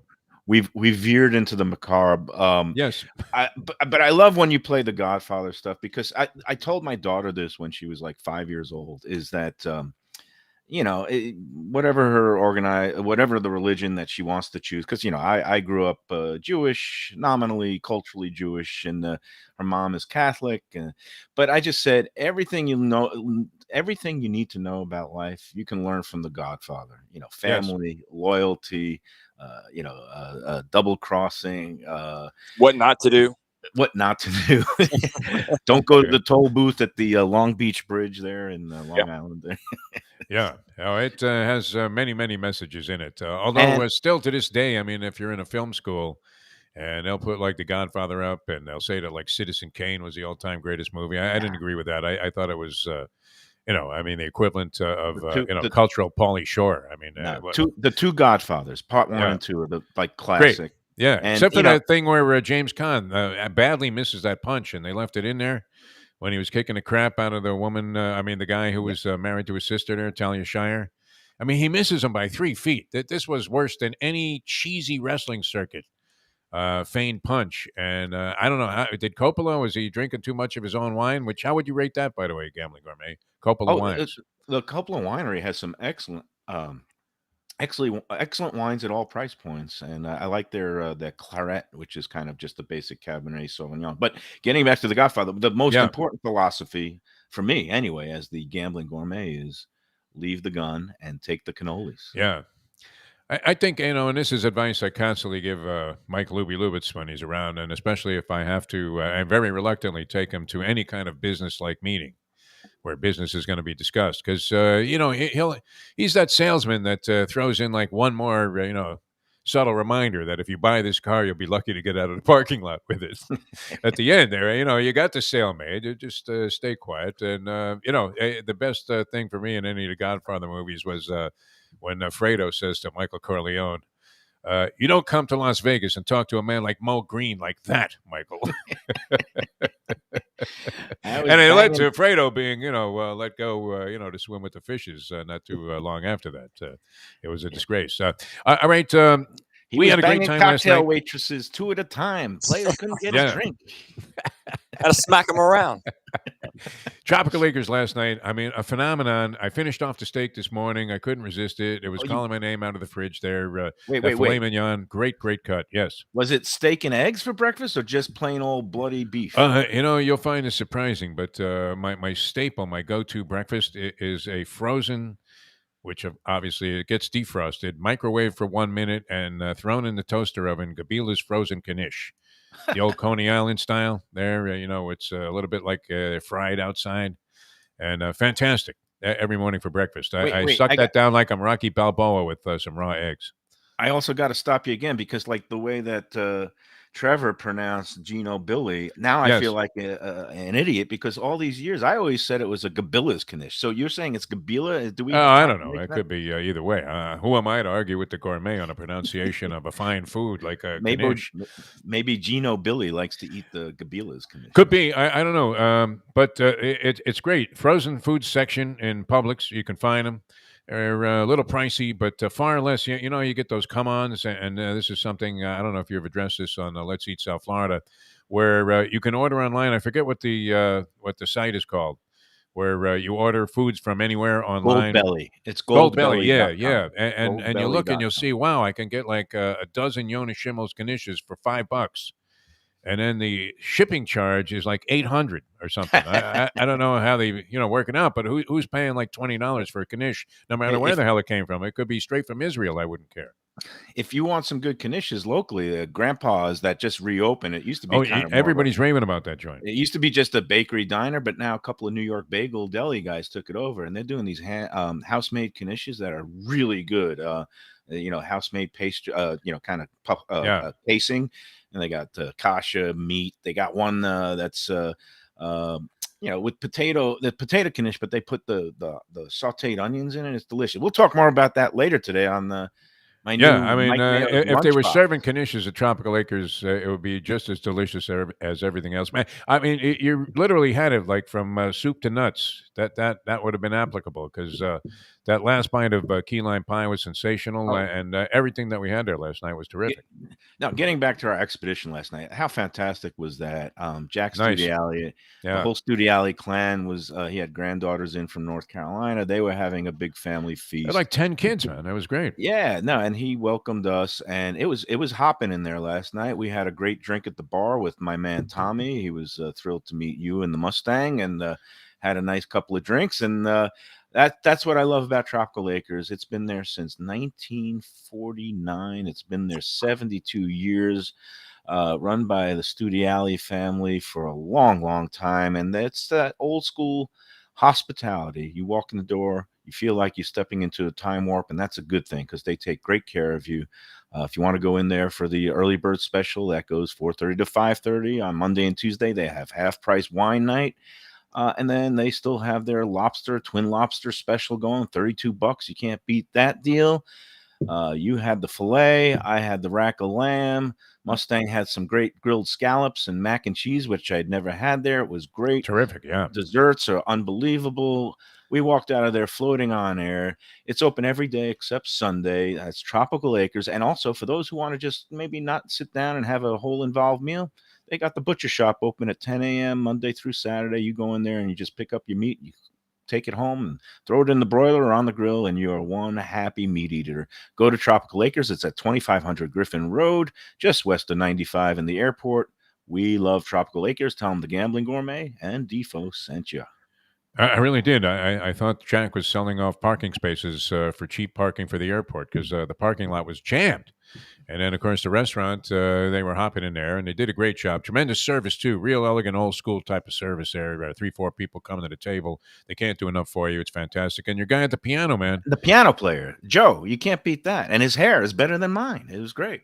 I don't know. I mean, you still have the ultimate television hair here, at least as far as the three of us go. Well, though Ricardo drawing rave reviews. A lot of the ladies that are watching the video here on Ion Channel have been making comments about Ricardo. Very flattering for Ricardo, but not necessarily something we want to broadcast. Well, I do have many channels. Yeah, I do have some thoughts because I did want to jump in for that Godfather discussion you guys were having really quick. All right, so the best part of the entire movies, all three of them, is the difference between Michael and Vito. And if you watch the first movie, the wedding scene, everyone is respecting Vito. Even his enemies have to go to the wedding to show respect for him. Everybody. Luca is freaking out just to talk to him. And he's a whole family man. Michael is the absolute opposite of that. Even in the second movie, the very beginning, how the senator talks to him, how Pantangeli talks to him, would have never happened to Vito because he was a man of respect. He was a man of family. He always put that first. Nobody would have ever spoken to Vito the way that they spoke to Michael in the second one. It's just the complete difference of the two and how Michael's trying to keep the family thing going. But it was already done. When Vito passed away, that was the end of the old school. That was the end of his connects. That was the end of all that stuff. And Michael was all about capital and making more money instead of family, which Vito always put first and never put him behind anybody. So that was my takes on. You get an A on your film. I mean, James Lipton right there. Well, what are you talking about? That was great, man. And I mean, the very first thing that the Godfather movie says is, "I believe in America." And at the first, step, that's a misstep in his journey in America. Enzo's the baker's dad or father-in-law. He goes straight to Vito because he understands that the rules don't apply to everybody. It's not the same for everybody. And it's actually not fair here in this country. And I think it's phenomenal. Just the very first line sets the whole tone for the movie. Well, when for me, the philosophy is when it comes to eating in some of these restaurants I love, every time I think I'm out, they pull me back in. Try the veal. It's the best in the city, man. Always a classic. All right, we're coming back with more with the Gambling Gourmet. I'm Jeff Deforrest. We have Ricardo in for Mike Lubitz. And if I'm not mistaken, is that not going to continue at least into the early part of next week, Ricardo? That's right. Monday and Tuesday, I will be in for Lubie, and then he'll be coming back from his European excursion around then. No doubt thinking that we have set the timetable, increasingly backwards when it comes to making it with this new system. But just the opposite. I mean, we're rolling forward here under the auspices of the great Jack Namer and all of his fine people who did a wonderful job for us yesterday. I don't know, did you see that thing with us, at Hialeah Park outside the clubhouse there?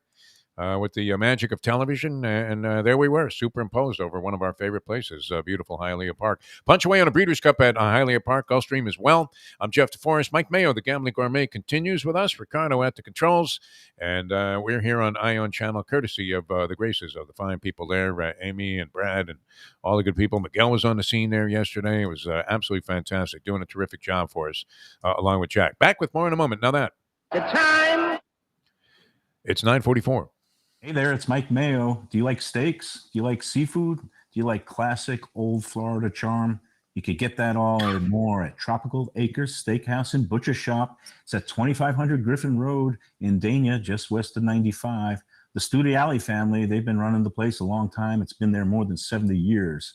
And it is now a place you can get early bird specials along with steaks to take home and throw on the grill yourself at the Butcher Shop. That's open 10 a.m. to 10 p.m. every day. It's open for dinner every night starting at 4:30, but they are closed on Sundays. Go to Tropical Acres. It's a place to go for a great meal, great people, good value. Tropical Acres. The championship meet is right around the corner at Gulfstream Park. The only place for live racing, Gulfstream's action has never been hotter. Whether it's on the track, in the casino, or part of the dining and entertainment offered at the Village of Gulfstream Park.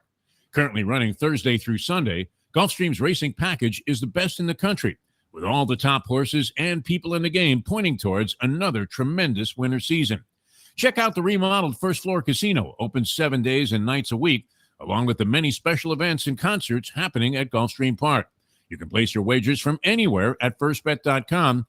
Check the calendar of events at GulfstreamPark.com. Destination Sport Miami is here to revolutionize the sports landscape in South Florida.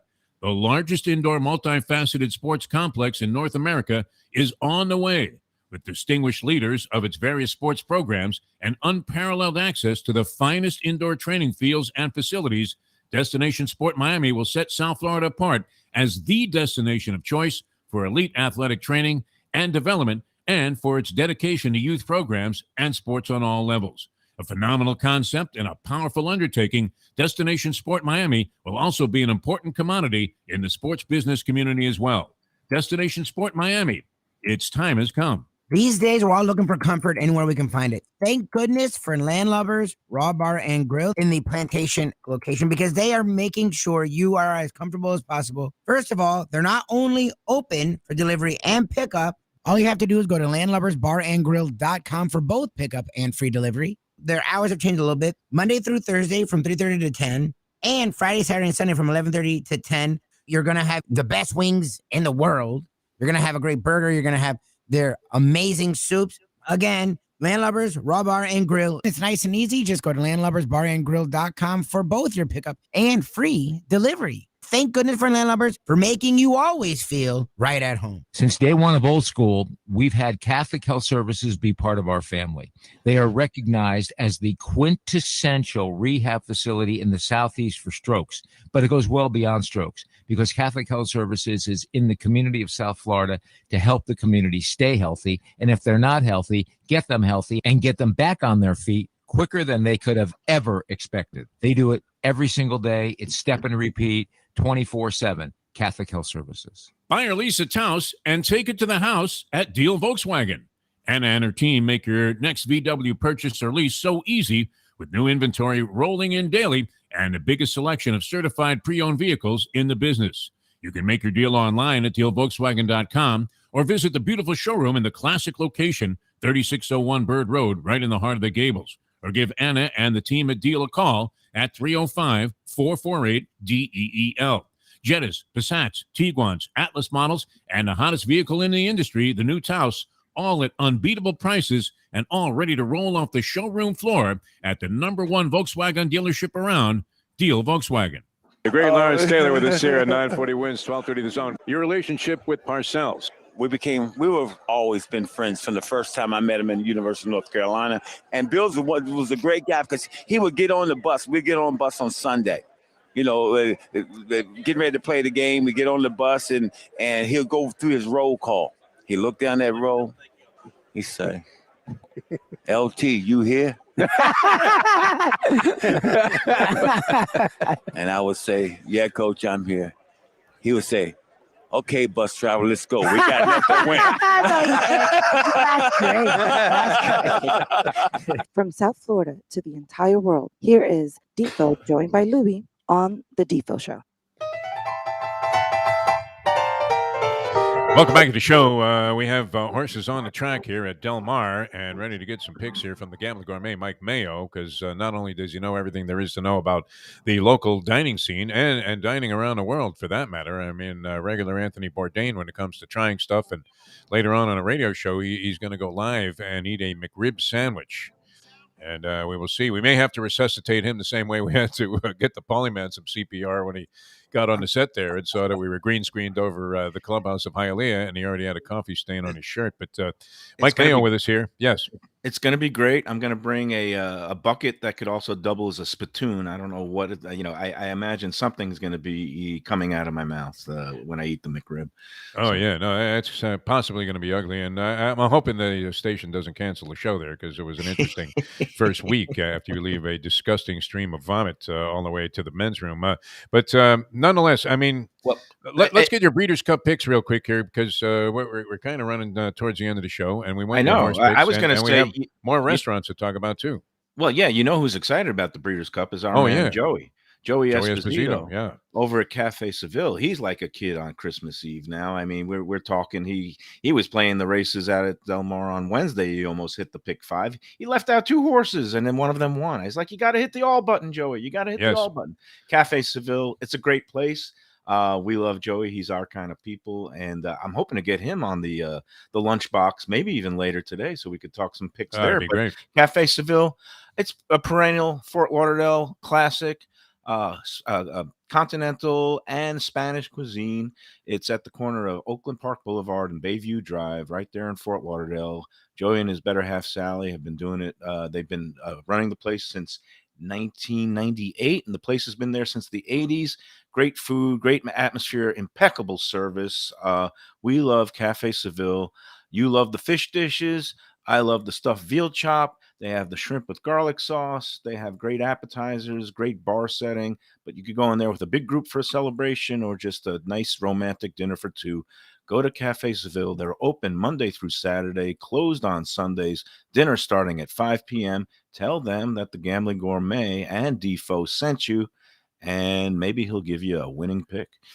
Well, it'd be great. I owe Ricardo a dinner there, or at least a substantial amount of capital. But I'd rather take him to the Cafe Seville and spend any amount of money for the labor that this guy has contributed to the show this week. All right, I know you've been laboring over a racing form. We only have a few minutes left, so we want to get your capsulization. Give us some wieners. Here we go. On Breeders' Cup weekend here. We'll do the rapid fire round, basically, the big storyline of the Breeders' Cup is, Essential Quality has been, the big now, the 3-year-old horse of the year. He's going to tackling the big boys like Knicks Go. So that's the Breeders' Cup Classic. And you have Medina Spirit, the one who won the Derby, or maybe he didn't win the Derby. One of the big storylines is I think Bob Baffert has like 6 or 7 runners. Bob Baffert, who, obviously a lot of controversy this year. His the horse might be disqualified from the Derby win. So is he going to get redemption, All-American redemption, or is he going to be, leaving with egg and other things on his face? Another storyline, and I happen to like in the Breeders' Cup Classic, which is primetime tomorrow night, I'm taking a shot with Art Collector. I like his current form, and I think I'm gonna go. I always got to go with the price. And then when we come to today's races, the 3-year-olds, the big question is you got these 2 unbeaten short price favorites in both the juvenile fillies, the juvenile just the regular juveniles. 2 unbeaten horses that are going 2 turns for the first time. The first one in the fillies is Echo Zulu. It's a Steve Asmussen horse. He's out of Gun Runner. I really like her. She's 3 for 3, very impressive up at Saratoga earlier this year. I'm going to be using Echo Zulu. I think she's going to run to her odds and win. But in the Breeders' Cup, the juvenile, Jack Christopher is another short price favorite who's stretching out for the first time. He is out of Munnings, and that's more of a sprinter, and he's going 2 turns. He won very impressively a 1-turn mile in the Champagne at Belmont. This time going 2 turns against the big field, breaking from the inside. I'm going against him, and I've got a couple of other ones that I'm going to take a shot with, including Pletcher has a horse that's Double Thunder, and I kind of like Baffert's horse in this one, Pinehurst, unbeaten. He's listed at I guess it's about 8 to 1 or so, and I'm going to go with Pinehurst in the juvenile. And then, even before the races being today, I have a pick. It's another Munnings colt. It's a 7 furlong sprint for 2-year-olds. It's not a Breeders' Cup race, but it's just a California race. Fast Draw Munnings is listed also at 8 to 1. I'm going to try to get some early bankroll by using that and then rolling into the Breeders' Cup races. Wide open turf races. But yeah, I'm going to go with Echo Zulu and against Jack Christopher. Very good. The Gambling Gourmet, Mike Mayo, well thought out as per usual, as was your trip to the Even Keel Fish Shack. And you took me there the first time. I was overwhelmingly impressed. I really liked Brad. Got to meet him. Dave, of course, his partner there. They were chefs. They had a previous location in Fort Lauderdale everybody liked, but they changed up the style a little bit. Hit a home run there at Lauderdale by the Sea, Even Keel. Yeah, it's at the corner of A1A and Commercial Boulevard. They relocated from another location during the pandemic, and it is a perfect fit because it's a relaxed beachfront vibe, but with elevated seafood and other things. The bar scene there is great. It's open air. You can sit at the bar. You're covered and protected from the elements. Today, you might need a rowboat maybe to get up there. I'm going to have to get build an ark to get out of my house for the rest of the day. But Even Keel, they've got the happy hour Monday through Friday, 4 to 7. One of the best values in town. You get those grilled oysters, 4 for $5. Can't beat that. They're so tasty. You also got other dishes like the Bang Bang shrimp and the shrimp ceviche, and they have all kinds of great stuff. Fish and chips, entree-sized platters like the scallops that come on these little corn pudding things.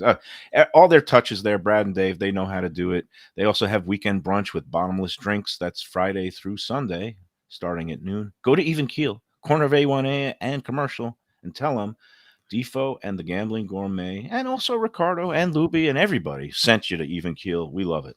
We're going to have to take Ricardo to all of these joints that we talk about here on the show because he would love it. I absolutely love it. All right, my horoscope, I think kind of appropriate for this new enterprise here today, and especially what I believe was tremendous progress that was made this week, especially with regard to the Hialeah Park Trivia Challenge.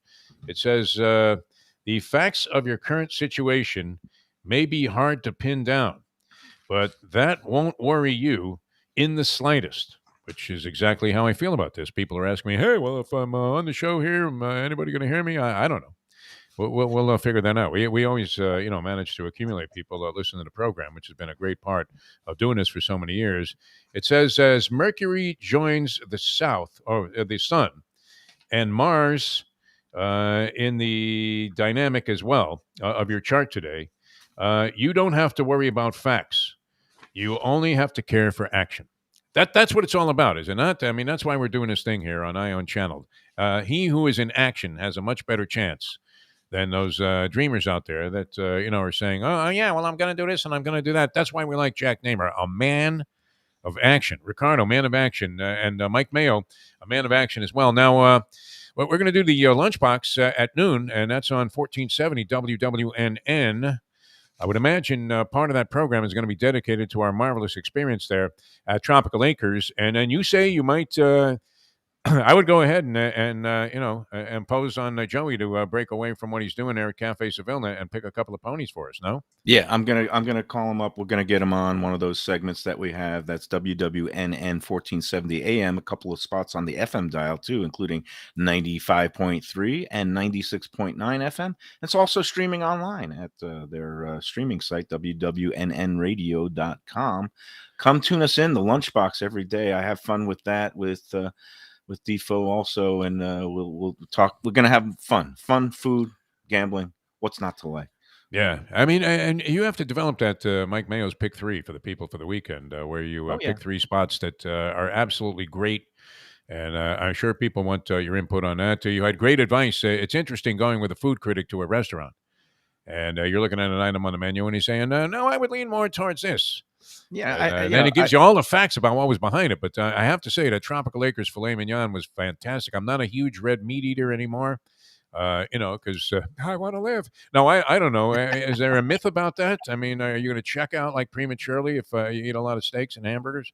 No, I went to my cardiologist this week, and I'm a man. You got a clean slate, right? Never met a cheeseburger he didn't like, and my EKG and my heart muscle, everything came up just perfect. So, and again, filet mignon, one of the leanest cuts around. It's much better to eat.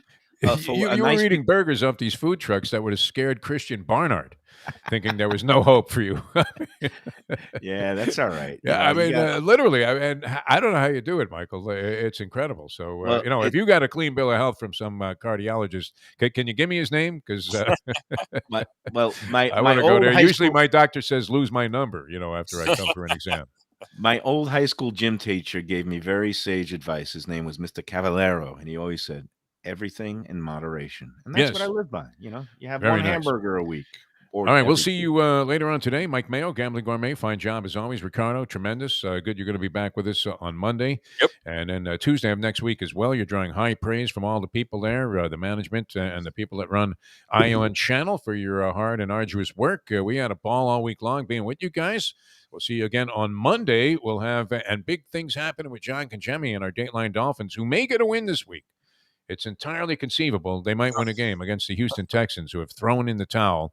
And our good buddy Mike Nyman with a piece of breaking news. Odell Beckham Jr., one of his favorites when he was with the Giants, and the one-handed catches cut by the Cleveland Browns, man. They just couldn't figure it out. They were throwing him like one ball every other leap year, so that was kind of a waste of his talents. All right, we'll see you Monday at 7 in the a.m. with the next edition of the Defo Show for Mike Mayo, the Gambling Gourmet, Ricardo, tremendous job. All the people at Ion Channel, we thank them for having us on now 3 weeks now in the system and growing with each and every show. We'll see you Monday at 7 as we leave you on that. The time